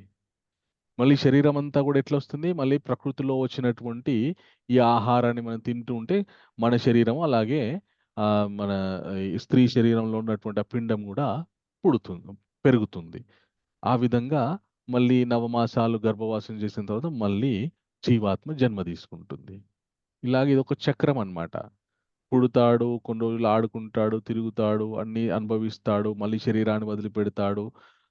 మళ్ళీ మన సుఖాలు లేదంటే శిక్షలు అనుభవిస్తాడు, మళ్ళీ వర్షపు నీళ్ళు చేరుకుంటాడు, మళ్ళీ ఆహార పదార్థాల్లోకి వెళ్తాడు, వెళ్ళి మళ్ళీ మనిషి శరీరంలోకి వెళ్తాడు, ఆ శరీరం నుండి ఇంకో స్త్రీ శరీరంలోకి వెళ్తాడు, అక్కడ నుండి మళ్ళీ బయటకు వస్తాడు. ఇట్లాగే తిరుగుతుంది అనమాట ఈ చక్రం. ఇదేం దీంట్లో అభూత కల్పన ఏం లేదు, ఇది సైంటిఫికల్. అంతే కదా, మనం ఇప్పుడు జీవించున్నామంటే వర్షం మీద మన జీవితం ఆధారపడింది, అవునా కదా? అవును ప్రభు. వర్షం పడడం వల్ల మన అన్నాద్భవంతి భూతాని పర్జన్యాత్ అన్న సంభవ యజ్ఞాద్భవంతి పర్జన్యం యజ్ఞకర్మ సముద్భవ అని 3వ అధ్యాయంలో చెప్పాడు భగవంతుడు. జీవులందరూ కూడా అన్నం తినడం వల్ల, ఏదైనా అన్నం అంటే ఆహార పదార్థాలు తినడం వల్ల వాళ్ళంతా జీవించి ఉన్నారు. ఆ అన్నం ఎక్కడి నుండి వస్తుందంటే అన్నాద్భవంతి పర్జన్యం, ఆ వర్షం వల్ల అన్నం పుడుతుంది. మరి ఆ వర్షం ఎక్కడ నుండి వస్తుంది? మనం చేసేటటువంటి కర్మలను అనుగుణంగా ఆ వర్షాన్ని మనకి ప్రసాదించాలా వద్దనేటటువంటి నిర్ణయము దేవతలు చేస్తారు. అందుకే మనం సక్రమైనటువంటి కర్మలు చేయకపోవడం వల్ల ఒక్కోసారి అతివృష్టి, ఒక్కోసారి అనావృష్టి ఏర్పడుతుందన్నమాట. ఇలాగా మన యొక్క జీవనము ప్రయాణము ఉంటుందన్నమాట. సో దీంట్లో భగవంతుడు మనకు చేసేటటువంటి గొప్ప ఉపయోగకరం ఏంటంటే, మనం అందరం ఆయన అంశలం కాబట్టి తన ఈ యొక్క ధామానికి రావడానికి మనకి జ్ఞానాన్ని ఇస్తూ, అలాగే ఆ జ్ఞానాన్ని సాధన చేసుకోవడానికి మన శరీరాలు నిలబడడానికి మనకు కావలసినటువంటి ఆహార పదార్థాలు ఆయన సమకూరుస్తూ మనల్ని, మన యొక్క మనస్సుని, శరీరాన్ని పోషిస్తున్నాడు అనమాట ఆయన భగవంతుడు. ఓకే. అండ్ పోషిస్తూ భగవంతుడు ఏం చెప్తాడంటే మన అహం వైశ్వానరో భూత్వా ప్రాణినాం దేహమాశ్రిత ప్రాణపాన సమయుక్త పచామ్యమన్నం చతుర్విధం. మనం 4 రకాలైనటువంటి ఆహార పదార్థాలు తింటాము. నమిలేటివి, ఇట్లా సప్పరించేటివి, త్రాగేటివి, నాకేటివి, ఇట్లాంటి 4 రకాలైనటువంటి ఆహారాలు మనము స్వీకరిస్తామన్నమాట. ఈ ప్రాణులు దేహమునందలి జఠరాగ్నిని నేను, ప్రాణపాన వాయువులతో కూడిన నేను 4 విధములైన ఆహారములను పచనము చేయుచున్నాను. సో మన శరీరంలో ఒక 5 రకాలైనటువంటి ముఖ్యమైన వాయువులు ఉంటాయన్నమాట. ప్రాణ, అపాన, వ్యాన, ఉదాన, సమాన. మళ్ళీ వీటికి తోడుగా ఇంకొక 5 వాయువులు కూడా ఉంటాయన్నమాట. నాగ, కుర్కర, ధనంజయ, దేవల అని ఇంకొన్ని వాయువులు కూడా ఉంటాయన్నమాట. కానీ మెయిన్ ఈ 5 వాయువులు అనమాట. ప్రాణపాన, వ్యాన, ఉదాన, సమాన. మనం ఎప్పుడైతే గాలి పీల్చుకుంటామో అది ప్రాణవాయువై మన ప్రాణాన్ని నిలబెడుతుంది. మళ్ళీ లోపలికి వెళ్ళిన తర్వాత ఆ ప్రాణవాయువు అపానవాయువు అయిపోతుంది అనమాట. అపానవాయువు అంటే ఏంటి అంటే, మన శరీరంలో ఉన్నటువంటి వ్యర్థ పదార్థాలని, మన శరీరంలో ఏదైనా ఉండని, దాన్ని బయటకు తోయడానికి ఈ అపాన వాయువు ఉపయోగపడుతుందన్నమాట. ఓకే. ఆ తర్వాత ఉదాన వ్యాన సమాన అనేటటువంటి వాయువులు ఏం చేస్తాయంటే మనం తిన్నటువంటి ఆహారాన్ని సక్రమంగా శరీరంలో అన్నిటికీ చేకూరే విధంగా ఆ ఆహారం నుండి వచ్చినటువంటి శక్తిని మన సక్రమంగా శరీరంలోకి అన్ని భాగాలకు చేరే విధంగా అవి మనకు ఉపయోగపడతాయి అన్నమాట. ఇది మన శరీరానికి సంబంధించినటువంటి సైన్స్. అయితే మన కడుపులో ఒక అగ్ని ఉంటుంది. అదేంటంటే జఠరాగ్ని. వాటిని ఇంగ్లీష్‌లో డైజెస్టివ్ యాసిడ్స్ అని అంటారనమాట. మనం తిన్న ఆహార పదార్థం గనక అరగలేదనుకోండి అప్పుడు ఏమైపోతుంది అది? ఇండైజెషన్ వాంతులు, విరోచనాలు అయిపోతుంది. ఎట్లా తింటే అట్లే వచ్చేస్తది బయటకి. ఓకే. సో, అయితే భగవంతుడు మనకి ఏ విధంగా ఉపయోగపడుతున్నాడంటే మనందరి జఠరం అంటే కడుపు. మనందరి కడుపులో అగ్నిలాగా, వేడిలాగా ఆయన ఉండి మనం తిన్నటువంటి ఆహారాన్ని ఆయన అరిగిస్తున్నాడనమాట. జీర్ణం చేస్తున్నాడు. అందుకే మనం తినేటప్పుడు ఏది పడితే అది తినకూడదనమాట. మనం తింటున్నామంటే అది భగవంతునికి అభిషేకం చేస్తున్నట్టే. కడుపులో ఎవరున్నారు? భగవంతుడు. ఓకే. సో, భగవంతునికి మనం వైశ్వానర. భగవంతుడు మనకి చక్కటి నీళ్ళతోటి అభిషేకం చేస్తామా? లేదంటే మురిగిపోయినటువంటి నీళ్ళతోనే అభిషేకం చేస్తామా? మంచినీళ్ళతో నీళ్ళే. చక్కటి మంచి నీళ్ళతో అభిషేకం చేయాలి భగవంతుడు. కానీ అందరూ ఏం చేస్తారంటే ఎన్నో రోజులు మురిగబెట్టినటువంటి పళ్ళరసాలతోటి అభిషేకం చేస్తారనమాట. దానివల్ల ఏమైతుందంటే భగవంతుడు మన లోపల ఉన్నటువంటి భగవంతుడు సంతుష్టి చెందడు. ఆయన యొక్క వేడిని ఉపసంహరిస్తాడనమాట. దానివల్ల ఏం జరుగుతుందంటే శరీరంలో లేనిపోయిన లివర్ సరిగా పనిచేయదు, ఇంకోటి సరిగా పనిచేయదు, కిడ్నీలు సరిగా పనిచేయవు. ఇలాగ నానా రకాలైనటువంటి వ్యాధులు వస్తాయన్నమాట. అయితే ఈ మధ్య సైంటిస్టులు కొత్తగా ఒక విషయం కనుక్కున్నారనమాట. ఏమని అంటే ఇది ఎప్పుడో ఆయుర్వేదంలో ఉంది. కానీ మన హైదరాబాద్‌లో ఫేమస్ గ్యాస్ట్రోఎంట్రాలజిస్ట్ ఉన్నాడనమాట ఒకాయన. డి. నాగేశ్వరరావు అని చెప్పి ఏషియన్ ఇన్‌స్టిట్యూట్ ఆఫ్ గ్యాస్ట్రోఎంట్రాలజీ అని మనకిక్కడ సోమాజిగూడలో ఉంటుందనమాట. కడుపు సంబంధమైనటువంటి వ్యాధులన్నీ ఆయన చాలా ఎక్స్‌పర్ట్ ఆయన. పెద్ద పెద్ద సెలబ్రిటీస్ ఆయన దగ్గరకొచ్చి వైద్యం చేయించుకొని వెళ్తారనమాట. ఆయన ఏం చెప్పారంటే మన శరీరంలో ఉండేటటువంటి 99% వ్యాధులన్నీ గూడా మన శరీరంలో పేరుకుపోయినటువంటి మలం వల్లే వస్తాయంట. అబ్బా! మనం తిన్నటువంటి ఆహారం సరిగ్గా బయటకు వెళ్ళకపోవడం వల్ల, ఆహారం సరిగ్గా అరగకపోవడం వల్ల సర్వరోగ మల వశాత్ అని చెప్పారనమాట. మన ఆయుర్వేదంలో. ఆయనే మన సైంటిఫికల్‌గా ఇంప్రూవ్ అయిందంటే ఈ మధ్యలో మన తిన్నటువంటి ఆహార పదార్థాలు సరిగ్గా అరగకనో, లేకపోతే అరిగినవి సరిగ్గా బయటకు వెళ్ళకపోవడం వల్ల నానా రోగాలు వచ్చేస్తున్నాయి శరీరంలో అని చెప్పి తీర్మానం చేశారనమాట. ఇప్పుడు మనం తిన్నటువంటి ఆహారాన్ని అరిగించేది భగవంతుడే. మనం తిన్నటువంటి ఆహారాన్ని మళ్ళీ బయటకు పంపించేది వాయు రూపంలో బయటకు వెళ్ళిపోతుంది. ఇంత ఉపయోగపడుతున్నారనమాట భగవంతుడు మనకి. ఓకే. అలాగా ఉపయోగపడుతూ కృష్ణ ఇంకా ఏం చెప్తారంటే నాతో పాటు అందరూ చెప్పండి. సర్వస్య చాహం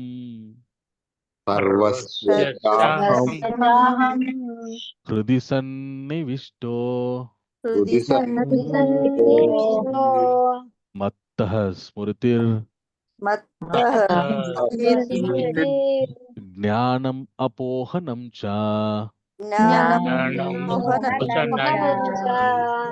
వేదైశ్చ సర్వైర్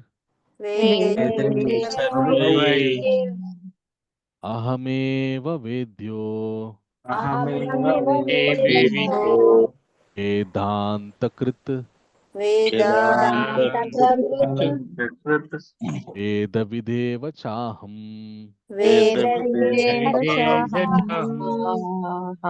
భగవంతుడు ఏమంటున్నాడంటే నేను ప్రతి ఒక్కరి హృదయంలో ఆసీనుడనై ఉన్నాను. నా నుండే జ్ఞాపక శక్తి, జ్ఞానము, మరుపు కలుగుతున్నాయి. వేదాలన్నింటి ద్వారా నేనే తెలియదగిన వాడిని. నిజానికి నేనే వేదాంతకర్తను, నేనే వేదాలను ఎరిగిన వాడను. చూడు మన హృదయంలో ఎవరున్నారు? భగవంతుడు. మన జఠరంలో ఎవరున్నారు? భగవంతుడే.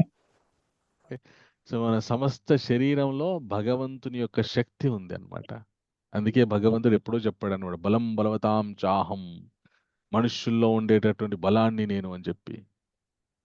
ఓకే, సో ఈ బలం మన లోపలికి రావాలంటే మళ్ళీ ఆయనే మనము చక్కగా 3 పూటలు తినడానికి అన్ని ఆహార పదార్థాలని సమకూరుస్తున్నాడు. అవి పండడానికి ఆయనే ఉపయోగపడుతున్నాడు. సో ఆయన ఇంకొక గొప్ప మహత్కార్యం ఏం చేస్తున్నారంటే మన హృదయంలో ఉండి మనకి ఎప్పుడు ఏది అవసరమో అది జ్ఞాపకానికి ఇస్తున్నాడు, జ్ఞప్తికి ఇస్తున్నాడు. ఎప్పుడు ఏ విషయం మనం మర్చిపోతే నిమ్మలంగా ఉంటామో ఆ విషయాల్ని మన చేత మరపింపజేస్తున్నాడు. లేకపోతే ఎవరైనా ఎప్పుడైనా ఎక్కడైనా మనల్ని అవమానించారనుకోండి, జీవితాంతం ఆ విషయంతోటే మనము ఆ విషయం జ్ఞాపకంలో పెట్టుకొని జీవించామనుకోండి, కొన్ని రోజులైన తర్వాత మనము ఆ వ్యక్తిని చంపడైనా చంపుతాం, లేదంటే మనమనే చనిపోతాం. కాబట్టి ఏది అవసరమో అది మనకి జ్ఞాపకం చేస్తున్నాడు భగవంతుడు. సో విద్యార్థులంతా కూడా పరీక్షలు రాస్తుంటారు. పరీక్షల సమయంలో ఆ, రాయాల్సినవి క్వశ్చన్స్కి ఆన్సర్ గుర్తు రాలేదనుకోండి, వాడు ఫెయిల్, మళ్ళీ అదే క్లాస్లో కూర్చోవాల్సి వస్తుంది. ఎస్ అదే భక్తి చేశారనుకోండి, చక్కగా భగవంతుడు టయానికి జ్ఞాపక శక్తి ఇస్తాడనమాట. మరి పిలిస్తే ఇస్తున్నా. ఓకే, చక్కగా జ్ఞాపక శక్తి ఇస్తాడు. సో మనకందరికీ కూడా పరిపూర్ణమైనటువంటి జ్ఞాపక శక్తి, గొప్ప జ్ఞానము, స్మృతి ఇవన్నీ ఉంటాయన్నమాట. ఎందుకంటే సో మనమందరం కూడా ఆత్మస్వరూపలం, ఎప్పటి నుండో సనాతనులము, ఎప్పటి నుండో ఉన్నాము. మనకి మన అంతఃకరణలో జ్ఞానానికి సంబంధించినటువంటి విషయాలు, భగవద్భక్తి ఇవన్నీ ఉంటాయి. కానీ అవి ఎందుకు బయటపడవు అంటే వాటి మీద మనం ఎన్నో భౌతిక విషయాల యొక్క విశేషాలని మనం అన్నీ కూడా నింపేస్తూ ఉంటాం అన్నమాట. ఎట్లాగైతే ఒక పెన్ డ్రైవ్లో ఒక భగవంతుని దేవుడి పాటలు 2 ఉన్నాయనుకోండి, ఓ 1000 పిచ్చి పిచ్చి పాటలు పెట్టిరనుకోండి, ఆ దేవుడి పాటలు ఎక్కడనో కలిసిపోతాయి. అవి వెతుక్కోవాలి మనం, ఎక్కడున్నాయి ఎక్కడున్నాయి అని చెప్పేసి. అదే విధంగా మన మెదడులో, మన మనస్సులో భగవంతునికి సంబంధించినటువంటి కొద్ది జ్ఞానం ఉంటుంది. కానీ విశేషమైనటువంటి ఎడతెరిపి లేని భౌతిక విషయాలను నింపడం వల్ల ఆ కొద్దిపాటి జ్ఞానం కూడా అజ్ఞానం అయిపోతుంది, కనుమరుగైపోతుంది అనమాట. ఓకే. సో ఆ విధంగా భగవంతుడు మనల్ని పుట్టిస్తున్నాడు, పోషిస్తున్నాడు, మనకి సమయానికి అన్నీ సమకూరుస్తున్నాడు. మనం మళ్ళీ ఆయన దగ్గరికి ఎలా రావాలో మనకి నేర్పిస్తున్నాడు. మనని చక్కటి విషయాల ద్వారా మురిపిస్తున్నాడు. ఇంతగనం భగవంతుడు మన గురించి చేస్తున్నాడు అనమాట. సో ఇప్పుడు చెప్పండి, ఎవరెవరికి సేవ చేస్తున్నారు?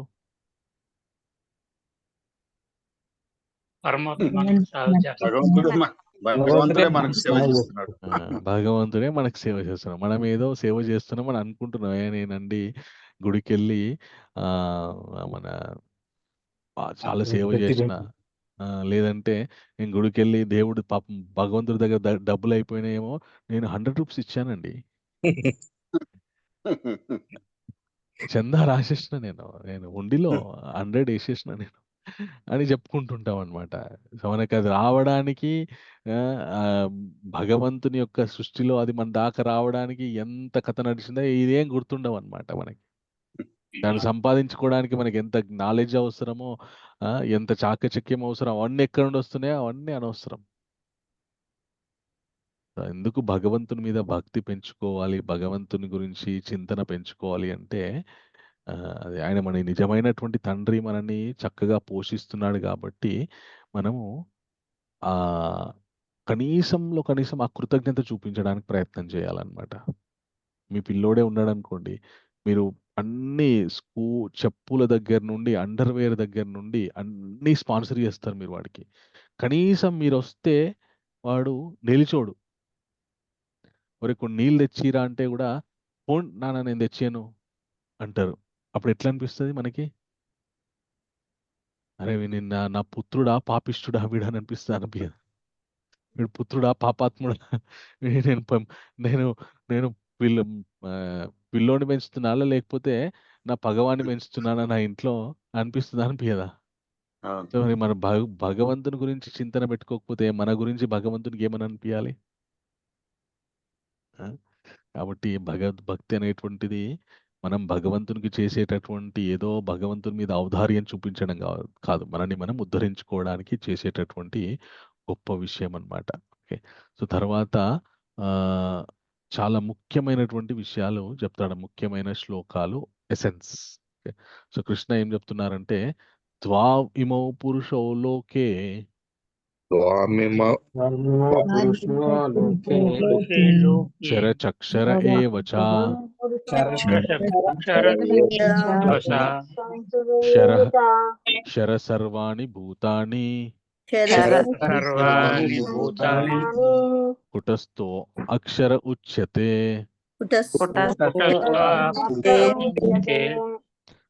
కృష్ణ ఏమంటున్నారంటే, క్షరులు అక్షరులు అనే రెండు తరగతుల జీవులు ఉన్నారు భౌతిక జగత్తులో. ప్రతి జీవుడు క్షరుడు కాగా ఆధ్యాత్మిక జగత్తులో ప్రతి జీవుడు అక్షరునిగా పిలువబడతాడనమాట. క్షర అంటే కొద్ది కాలం ఉండి మళ్ళీ తర్వాత నాశనం అయిపోయేది.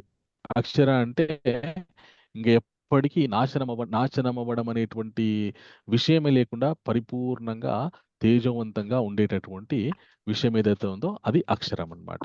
సో జీవులు కూడా ఆ మన జీవాత్మల్లో కూడా రెండు రకాలైనటువంటి జీవాత్మలు ఉంటారు. ఒకరు క్షరమయ్యే వాళ్ళు, ఒకరు అక్షరమయ్యే వాళ్ళు. క్షరమయ్యే వాళ్ళంటే ఎవరైతే భగవద్ జ్ఞానం లేకుండా, భగవత్ చింతన లేకుండా కేవలం భౌతిక విషయాల గురించే ఆలోచిస్తూ ఉన్నటువంటి వాళ్ళు ఏమవుతారంటే, ఒకసారి పుడతారు, మళ్ళీ ప్రళయంలో కలిసిపోయి మళ్ళీ మళ్ళీ పుడుతూ చస్తూ పుడుతూ చస్తూ పుడుతూ చస్తూ ఉంటారన్నమాట. ఇంకా ఒకసారి వ్యక్తమవుతారు, ఒకసారి అవ్యక్తమవుతారు. కానీ ఎవరైతే భగవద్భక్తి, భగవత్ చింతన, భగవంతుని మీద ఇష్టాన్ని, ప్రేమను పెంచుకుంటారో వాళ్ళు భగవంతుని ధామానికి వెళ్ళి ఎప్పుడూ వాళ్ళ యొక్క అస్తిత్వంతో భగవంతునితో చాలా సుఖంగా, సంతోషంగా ఉంటారనమాట. ఓకే. సో ఎవరైతే ఈ విధంగా భౌతిక విషయాల గురించే ఆలోచనతో ఉంటారో వాళ్ళు ఒకప్పుడు నాశనం అవుతారు.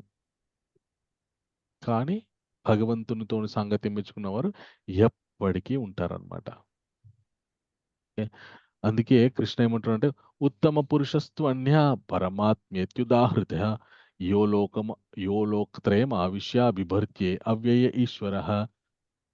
ఈ ఇరువురు గాక మూడు లోకములందును ప్రవేశించి వాటిని భరించు సాక్షాత్ అవ్యయ ప్రభువును పరమాత్ముడును ఉత్తమ పురుషుడు కలడు. క్షమించండి. ఓకే.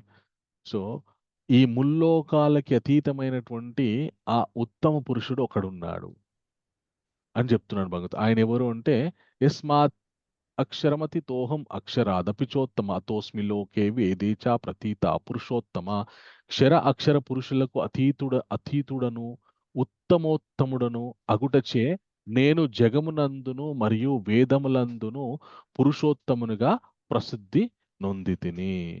సో భగవంతుడు ఎప్పటికీ అచ్యుతం కానటువంటి వ్యక్తి ఆయన. కాబట్టి ఆయనే పరమసత్యము. వేదములో ఆయన గురించి వ్యాఖ్యానాలు ఉన్నాయి. ఆయనను చేరుకోవడానికి మనం ప్రయత్నం చేయాలి. ఓకే. అయితే భగవంతుని చేరుకోవడానికి మనకి కొన్ని రకాలైనటువంటి ముక్తి మార్గాలు ఉన్నాయన్నమాట. ఓకే. అవేంటో ఇప్పుడు తెలుసుకుందాం. మనందరికీ ముక్తి అంటే ఒక విధమైనటువంటి అవగాహన ఉంది. ఈ శరీరం వదిలిపెట్టిన తర్వాత ఇంకా ఎక్కడికో వెళ్ళిపోయి దేంట్లో లీనమైపోవడమో అనేటటువంటి అవగాహన ఉంటుందన్నమాట. అయితే ఈ ముక్తిలో కూడా ఒక 5 రకాలైనటువంటి ముక్తి ఉంటుందన్నమాట. ఓకే. సో ముక్తి రకాలు సాయుజ్య. ఓకే. సాయుజ్య ముక్తి, అలాగే మన సాలోక్య ముక్తి, సారూప్య ముక్తి, ఆ తర్వాత సామీప్య ముక్తి, తర్వాత స్రాష్టి ముక్తి అని 5 రకాలుగా ఉంటుందన్నమాట. మనుష్యుడు ఈ శరీరం వదిలిపెట్టిన తర్వాత ఈ 5 రకాలైనటువంటి ఏదో ఒక ముక్తిని తాను గనుక అభ్యాసం చేస్తే బ్రతికున్నప్పుడు ఆ ముక్తిని పొందుతాడనమాట. ఉదాహరణకి సాయుజ్య ముక్తి అనుకోండి. ఈ శరీరం వదిలిపెట్టిన తర్వాత ఎక్కడైతే బ్రహ్మజ్యోతి ఉంటుందో ఆ బ్రహ్మజ్యోతిలోకి వెళ్ళి తన యొక్క ఆత్మ అక్కడ ఎలాగైతే ఆకాశంలో చుక్కల్లాగా ఒక ఆ బ్రహ్మజ్యోతి ఉన్నటువంటి స్థానంలో ఉండిపోతుంది. ఓకే. సో, అలా కాకుండా సాలోక్య ముక్తి అని ఉంటుందన్నమాట. సాలోక్య అంటే దేవుడు నివసించే అదే గ్రహంలో నివాసం పొందవచ్చు. అది సాలోక్య ముక్తి. సో, శరీరం వదిలిపెట్టిన తర్వాత మనుష్యుడికి వివిధ రకాలైనటువంటి ఆప్షన్స్ ఉంటాయి. ఒకటి సాయుధ్యం. ఇంకా నేను ఎలాంటి అస్తిత్వం లేకుండా ఒక చోట అలాగే ఉండిపోవాలి, అవ్యక్తంలో ఉండిపోవాలి అనేటటువంటి ముక్తి ఒకటి. దాన్ని సాయుధ్య ముక్తి అంటారు. లేదు, భగవంతుని యొక్క ధామానికి వెళ్ళి భగవంతునితో పాటు సాంగత్యంలో ఉండి భగవంతునికి సేవ చేస్తూ ఉండాలనుకోవడం అనేటువంటి ముక్తి సాలోక్య ముక్తి అన్నమాట. ఓకే. ఆ తర్వాత సారూప్య ముక్తి అంటే ముక్తి పొందిన ఆత్మ నారాయణుడిలాగా పరమాత్మలాగా మారుతుంది. నారాయణుడికి శంఖం, చక్రం, అలాగే గద మరియు పద్మము అనే 4 చేతులు ఉన్నాయి. కాబట్టి ఆ సారూప్య ముక్తిని పొందిన ప్రతి ఒక్కరూ పరమాత్మ లాంటి రూపాన్ని పొందుతారు కానీ పరమాత్మ అవ్వలేరు. పరమాత్మకి మనకు ఉన్నటువంటి తేడా ఏంటంటే పరమాత్మకి ఆయన విభు, మనం అను. ఆయనకి ఇక్కడ కౌస్తుభమణి అని ఉంటుందన్నమాట. కానీ ఆ ఆ రూపాన్ని పొందినటువంటి వాళ్ళకి 4 చతుర్భుజాలు ఉంటాయి. కానీ ఆ భగవంతునికి ఉన్నటువంటి షడైశ్వర్యాలు మాత్రం ఉండవన్నమాట. సో వీళ్ళు ఈ 4 చతుర్భుజాలు పొంది వాళ్ళు ఏం చేస్తుంటారంటే భగవంతునికి సేవ చేస్తుంటారన్నమాట. భగవద్భక్తులని కాపాడుతూ ఉంటారన్నమాట. మనకి భాగవతంలో అజామిలోపాఖ్యానం అని ఉంటుందన్నమాట. అజామిల అనేటువంటి ఒక ఆయన చాలా సద్బ్రాహ్మణుడు. కానీ ఈ కొంతకాలం అయిన తర్వాత ఒక వేశ్య స్త్రీ సాంగత్యం వల్ల ఏం జరుగుతుందంటే తాను కూడా ఆ వేశ్య స్త్రీతోటి సహజీవనం చేస్తూ ఆవిడ మాయలో పడిపోయి తన బ్రహ్మణ్యాన్ని పోగొట్టుకొని ఆవిడతోటి జీవితం గడుపుతూ ఉంటాడనమాట. చాలా పరమ పాపిష్టి పనులన్నీ చేస్తుంటాడనమాట. మన దారి దోపిడీ దొంగ అవుతాడు, ఇంకా మాంసం తింటాడు, గోహత్య చేస్తాడు. ఇట్లా చాలా ఘోరమైనటువంటి పాపాలు చేస్తాడనమాట. అయితే అతనికి చాలా మంది సంతానం. అతని చివరి సంతానానికి చిన్న పిల్లోడు ఉంటాడనమాట. వాడికి నారాయణ అని పేరు పెట్టుకుంటాడు. ఎప్పుడైతే అజామిలుడు శరీరాన్ని వదిలేటటువంటి సమయం ఏర్పడుతుందో అప్పుడు ఏం జరుగుతుంది అంటే ఇతడు గట్టిగా నారాయణ అని చెప్పేసి అరుస్తాడనమాట. కొడుకు పేరు తలుచుకుంటాడనమాట. నాకేమో జరుగుతుంది, నన్ను వచ్చి ఎమ్మబట్టలు తీసుకెళ్తున్నారని. వాడు వెంటనే నారాయణుడి యొక్క పార్షదులు చతుర్భుజాలు వహించి వచ్చి ఆ యమదూతల్ని వాళ్ళు అక్కడ నుండి పంపించేస్తారనమాట. ఆ విధంగా భగవద్భక్తులు అయితే ఈ అజామిలుడు ఆ విషయాన్ని మొత్తం గ్రహించి ఓహో నేను పాపిష్టి పనులు చేయడం వల్ల నా యమదూతలు వచ్చి నన్ను నరకానికి తీసుకెళ్తూ ఉంటే కేవలం నారాయణ అని పలకడం వల్ల మళ్ళీ నాకు విష్ణు పార్షదులు వచ్చి నన్ను కాపాడారు. కాబట్టి ఈ జీవితంలో మనము నారాయణ నామస్మరణ, భగవంతుని శ్రీహరి నామస్మరణ చేయడం చాలా చాలా ముఖ్యం అని చెప్పి మళ్ళీ పొందినటువంటి ఆ జీవితాన్ని మొత్తం భగవద్భక్తిలో గడిపి ఉత్తమ లోకాలకు వెళ్ళిపోతాడనమాట. ఆ విధంగా భగవంతుని యొక్క రూపాన్ని పొందినటువంటి వాళ్ళు భగవంతునికి సేవ చేస్తూ అలాగే భగవద్భక్తులకి సేవ చేస్తుంటారన్నమాట. ఇది సారూప్య ముక్తి. తర్వాత సామీప్య ముక్తి అని ఉంటుందన్నమాట. సామీప్య అంటే విముక్తి పొందిన ఆత్మ ఎల్లప్పుడూ భగవంతుని సహవాసంలో ఉంటుంది. అర్జునుడిలాగే భగవంతుడు తన అవతారాన్ని తీసుకున్నప్పుడల్లా అర్జునుడు తోడుగా ఉంటాడు. అవి ఎప్పుడు ఆ తోడు ఎప్పుడు విడిపోదు. అదే సామీప్య ముక్తి. ఎప్పుడు భగవంతుని సమీపంలో ఉంటారనమాట. ఆ విధమైనటువంటి ముక్తి. చివరిగా శ్రాష్టి ముక్తి అంటే ఒకే ఐశ్వర్యాన్ని పొందడం. భగవంతుడు పొందిన అన్ని ఐశ్వర్యాలను పొందుతాడు. ఒకరు భగవంతుడిలా మంచివారు అవుతారు. ఐశ్వర్యాలు పొందుతారనమాట. అంత శక్తివంతులు అవుతారు. ఇది శ్రాష్టి ముక్తి. బలి మహారాజుకి వామనుడు సుతులు అనే ప్రత్యేక గ్రహాన్ని ప్రసాదించాడు. అక్కడ అతను భగవంతుని వంటి గొప్ప ఐశ్వర్యాన్ని అనుభవించాడు. ఆ విధంగా రాజు బలి శ్రాష్టి ముక్తికి ఒక ఉదాహరణ. అలాగే ధ్రువ మహారాజు కూడా భగవంతుని ఎంతో తపస్సు చేయడం వల్ల ఆయనకి ఒక ప్రత్యేకమైనటువంటి లోకాన్ని ప్రసాదిస్తాడన్నమాట భగవంతుడు. సో ఆయన కూడా చాలా కాలం అక్కడ సుఖాలను అనుభవిస్తాడు. సో దీనివల్ల ఉత్తమమైనటువంటి భోగాలు అనుభవిస్తారు కానీ భగవంతుడు పొందుతున్నటువంటి సుఖాలు పొందుతారు కానీ పరిపూర్ణంగా షడైశ్వర్యాలతో కూడుకున్నటువంటి భగవంతుడు అయ్యే అవకాశం ఉండదు. సో ఏ ముక్తిలో అయినా కూడా భగవంతుని యొక్క ఆ, స్- మనకి సాంగత్యం దొరుకుతుంది. ఒక శ్రాష్టి ముక్తి కానీ లేదంటే సాయుజ్య ముక్తిలో తప్ప. సో మనుష్యుడు ఆధ్యాత్మిక సాధన చేస్తున్నప్పుడు అతను ఈ విషయాలు తెలిసి ఉండాలన్నమాట. ముక్తి అంటే ఏదో జరిగిపోతుంది కదా, మనం ఎక్కడికి వెళ్ళాలి, అక్కడికి వెళ్ళి మనం ఏం పొందుతున్నాము, ఓకే, ఆ విషయాలు తెలిసి ఉంటే మన యొక్క సాధనా గమ్యం చక్కగా ఉంటుందన్నమాట. సో ఈ విషయాలు చాలా రహస్యమైనటువంటి విషయాలు అన్నమాట. యో మామ సమ్మూఢ జాన్నాతి పురుషోత్తమం స సర్విద్ భజతి మాం సర్వభావేన భారత. ఓ భరత, సంశయరహితముగా నన్ను పురుషోత్తముడని తెలియగలిగిన వాడే సర్వము నెరిగినవాడు. అందుచే అతడు నా సంపూర్ణమగు భక్తియుత సేవలో నిమగ్నుడు అగును. ఎవరైతే ఆ దేవాది దేవుణ్ణి పురుషోత్తముడు అని ఎరుగుతారో వాళ్ళు భగవద్భక్తిలో నిమగ్నం అవుతారనమాట. సో ఇప్పుడు ప్రస్తుతానికి ఆ పురుషోత్తముడు అని ఎరగట్లేదు అనమాట చాలా మంది. ఏం ఏం ఏం తెలుసుకుంటున్నామంటే భౌతికోత్తముడిలాగా ఉండడానికి మనం ప్రయత్నం చేస్తున్నాం కానీ అది సాధ్యం అవ్వట్లేదు. ఈ భౌతిక ఉత్తముడిలాగా ఉండడం కంటే పురుష ఉత్తముణ్ణి మనము భక్తి చేయడం వల్ల మన జీవితము సక్సెస్ఫుల్ అవుతుందన్నమాట. చివరిగా కృష్ణ ఏం చెప్తాడంటే ఈ విషయం ఏదైతే ఉందో, ఇది గుహ్యాత్మం శాస్త్రం ఇదముక్త్వా మయానగా ఏతద్ బుద్ధ్యా బుద్ధిమాన్ స్యాత్ కృతకృత్యశ్చ భారత. ఓ పాపరహితుడా అర్జున, అత్యంత రహస్యమైన వేద శాస్త్ర మూలతత్వమును నేను నీకు తెలియచేశాను.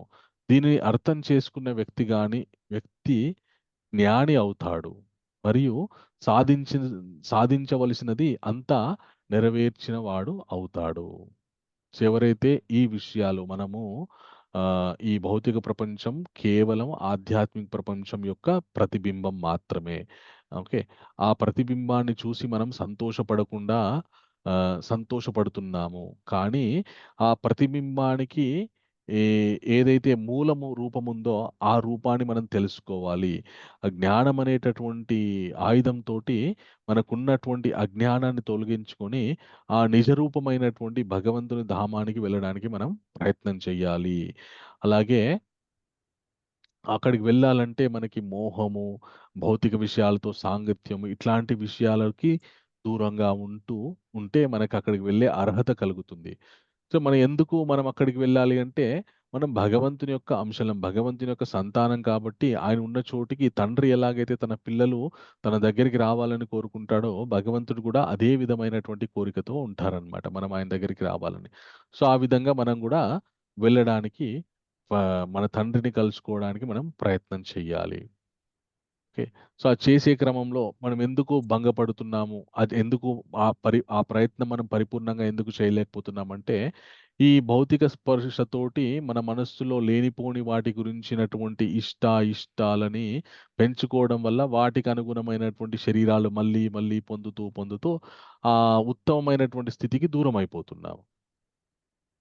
ఓకే, కానీ మనము ఈ భౌతిక ప్రపంచంలో ఉన్నటువంటి సారాన్ని అర్థం చేసుకోవాలి. సమస్తం కూడా భగవంతుడు ఇస్తున్నటువంటి విభూతులే, సమస్తం భగవంతుడు మనకి ఏర్పరిచినటువంటి మన అవకాశాలే. మనం తినే ఆహారం కావచ్చు, ఏదైనా కావచ్చు, భగవంతుడే మనకి ప్రసాదిస్తున్నాడు, మన తండ్రే మనకి స్పాన్సర్ చేస్తున్నాడు అని తెలుసుకొని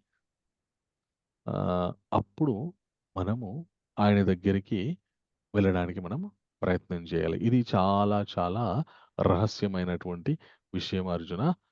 కేవలం జ్ఞానులకు తప్ప మిగతా వాళ్ళకి నా భక్తులకు తప్ప మిగతా వాళ్ళకి తెలియదని చెప్పి భగవంతుడు చెప్తూ ఈ పంచాదశోధ్యాయాన్ని పురుషోత్తమ యోగాన్ని భగవంతుడు ముగిస్తారనమాట. ఓకే, సో ఈ అధ్యాయం ఎలాంటిదంటే తన నుండి దూరమైనటువంటి సంతానాన్ని తన దగ్గరికి రప్పించుకోవడానికి భగవంతుడు భగవంతుడు చేస్తున్నటువంటి ప్రయత్నంలాగా ఉంటుందన్నమాట.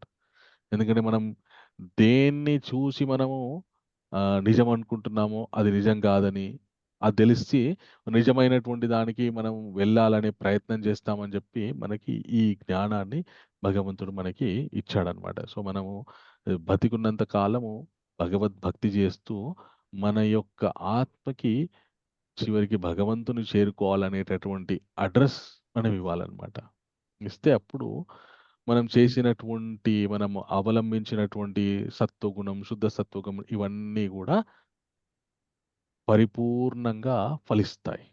అలా కాకుండా మంచిగా ఉండడం మంచిదే. కానీ దానివల్ల ఎలాంటి గమ్య నిర్ణయం మనం చేసుకోలేదంటే మళ్ళీ అది మనకి పెద్దగా ఉపయోగపడదు. సో, అది మనకి భగవంతుడు ఈ అధ్యాయంలో ఇచ్చారు ఆ జ్ఞానాన్ని. సో రేపు 16వ అధ్యాయము దైవ ఆసుర సంపద్ విభాగ యోగం అని ఉంటుందన్నమాట.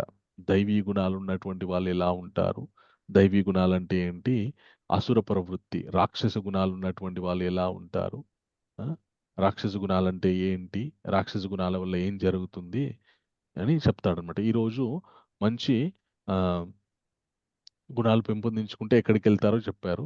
రేపు అసుర గుణాలు పెంపొందించుకుంటే ఏం జరుగుతుంది అనేటువంటి విషయాల్ని చెప్తారన్నమాట భగవంతుడు వివరంగా. ఓకే. అండ్ ఆ అసుర గుణాలు ఎందుకు వస్తాయో మూల కారణం కూడా చెప్తాడన్నమాట. అది చాలా చాలా ఇంపార్టెంట్. మనుషులంతా కూడా ఆ, ఈ అందరూ ఒకేలాగున్నా కూడా అందరికీ అవే రకమైనటువంటి అది సేమ్ ప్రకృతిలో జీవిస్తున్నా కూడా కొందరెందుకు అసురులవుతున్నారు, కొందరెందుకు మంచి గుణాలు పెంపొందించుకుంటున్నారు అనేటటువంటి మూల కారణాన్ని కూడా రేపు భగవంతుడు చెప్తాడనమాట. మళ్ళీ రేపు సాయంకాలం 8 గంటలకి ఆ అధ్యాయం తెలుసుకోవడానికి మనం ప్రయత్నం చేద్దాం. ఈరోజు 15 చాప్టర్కి సంబంధించినటువంటి పోల్ మనకి ఈ భువన మాతాజీ పెడతారు. అందరూ కూడా చక్కగా పోల్ ఆన్సర్ చేయండి. హరే కృష్ణ మాతాజీ.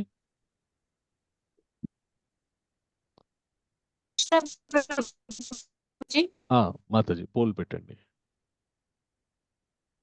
ఓకే ప్రభు.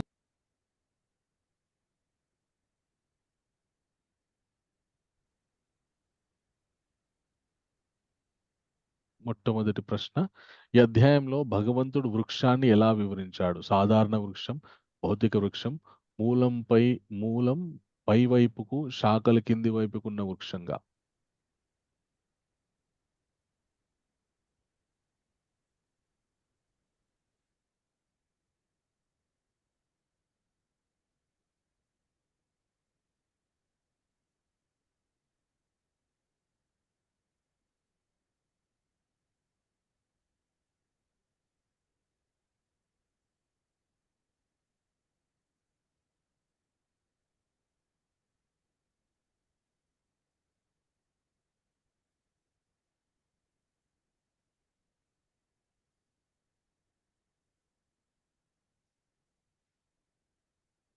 అందరు చక్కగా అందరూ పోల్ తీసుకోవడానికి ప్రయత్నం చేయండి. మీకు తెలిసిన ఏం నేర్చుకున్నారో చెక్ చేసుకోవడానికి అందరూ కూడా ఆన్సర్ చేయాలి. కరెక్ట్ ఆన్సర్ డిస్ప్లే చేయండి. మూలం పై వైపుకు, శాఖల కింది వైపుకు ఉన్న వృక్షంలాగా, అశ్వత్థ వృక్షంలాగా రావి చెట్టుని భగవంతుడు వర్ణించాడు అనమాట.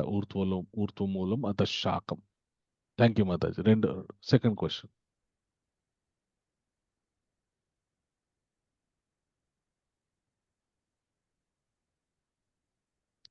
ఆ వృక్షాన్ని తొలగించడానికి ఏం అవసరం? కర్మయోగం, ధ్యానం, వైరాగ్యం అనే ధీర ఖడ్గం.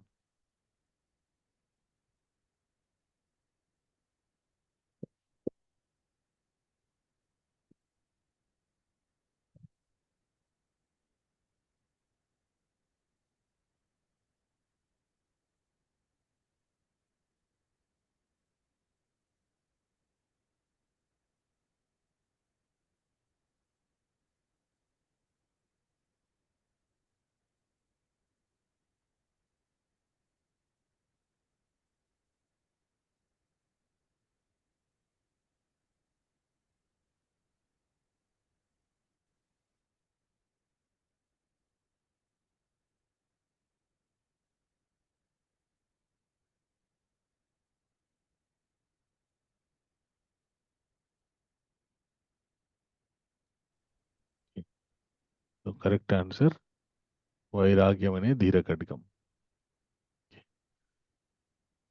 Third question Mataji.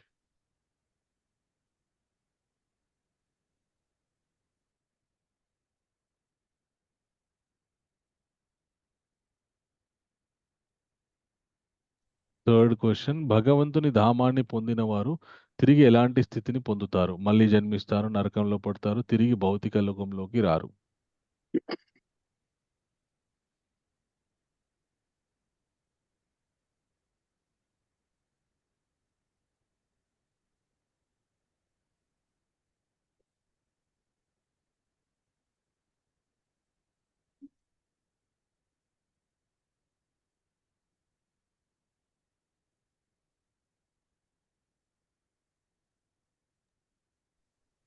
నాకు రాలేదు ప్రభుజీ.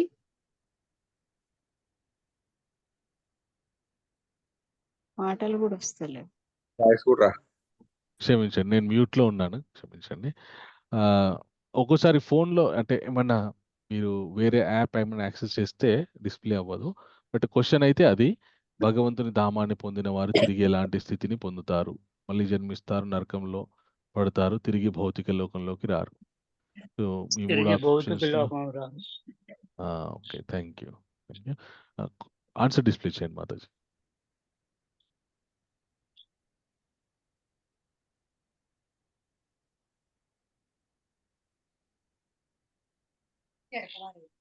హరే కృష్ణ. మాతాజీ ఆన్సర్ డిస్ప్లే చేయండి. Okay, very good.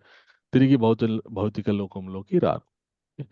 So thank you, అందరూ చక్కగా ఆన్సర్ చేశారు. సో ఈ అధ్యాయానికి సంబంధించి ఏమైనా ప్రశ్నలు ఉంటే ఇప్పుడు అడగవచ్చు.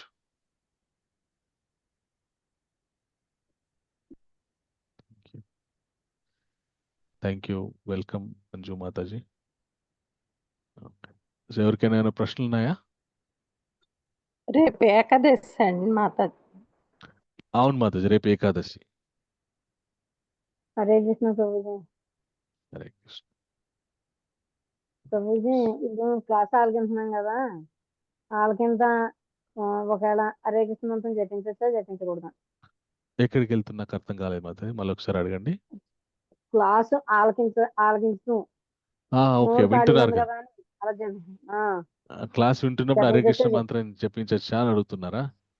అవును ప్రభుజీ. అంటే క్లాస్ జరుగుతున్నప్పుడు క్లాస్ వినాలి, క్లాస్ లేనప్పుడు జపం చేయాలి. ఆ? ఓకే, సరే క్లాస్ జరుగుతున్నప్పుడు క్లాస్ వినాలి, జపం చేయకూడదు సాధ్యమైనంత వరకు. పూర్తి లేదు కదా, ఎట్లా తింటారు? Thank you, Hare Krishna. ఇంకెవరికైనా ప్రశ్నలు ఉన్నాయా? ఉంటే హ్యాండ్ రైజ్ చేయండి, నా అవకాశం ఇస్తాను. ఓకే, సో ఎవరికి ఏం ప్రశ్నలు లేకపోతే మళ్ళీ రేపు సాయంకాలం 8 గంటలకి. నమస్తే గురూజీ. నమస్తే మాతాజీ, మీ హరే పేరు? కృష్ణ. నా పేరు సుజాత అండి. ఎస్ మాతాజీ, ఏమైనా ప్రశ్న ఉందా మీకు? ఎస్ ఎస్ అవునండి. అంటే చెప్పండి దీనికి మాతాజీ, సంబంధించింది కాకపోవచ్చు కానీ ఒక చిన్న క్వశ్చన్. అడగండి. ఇప్పుడు మనం బయటకది వెళ్ళినప్పుడు ఆ ఇక్కడ చాలా చోట్ల అడుక్కునే వాళ్ళు వస్తూ ఉంటారు. అవును, ఆ ప్లస్ ఇంటి దగ్గర కూడా వస్తూ ఉంటారు. అవును, ఆర్ఫనేజ్ వాళ్ళు కూడా వస్తూ ఉంటారు. అవును. ఆ ఇట్లాంటి చోటన్నిట్లలోనూ మనము వాళ్ళకి అన్న ఇచ్చి పంపించాలా? లేదు అంటే ఇవ్వకపోయినా పర్వాలేదా?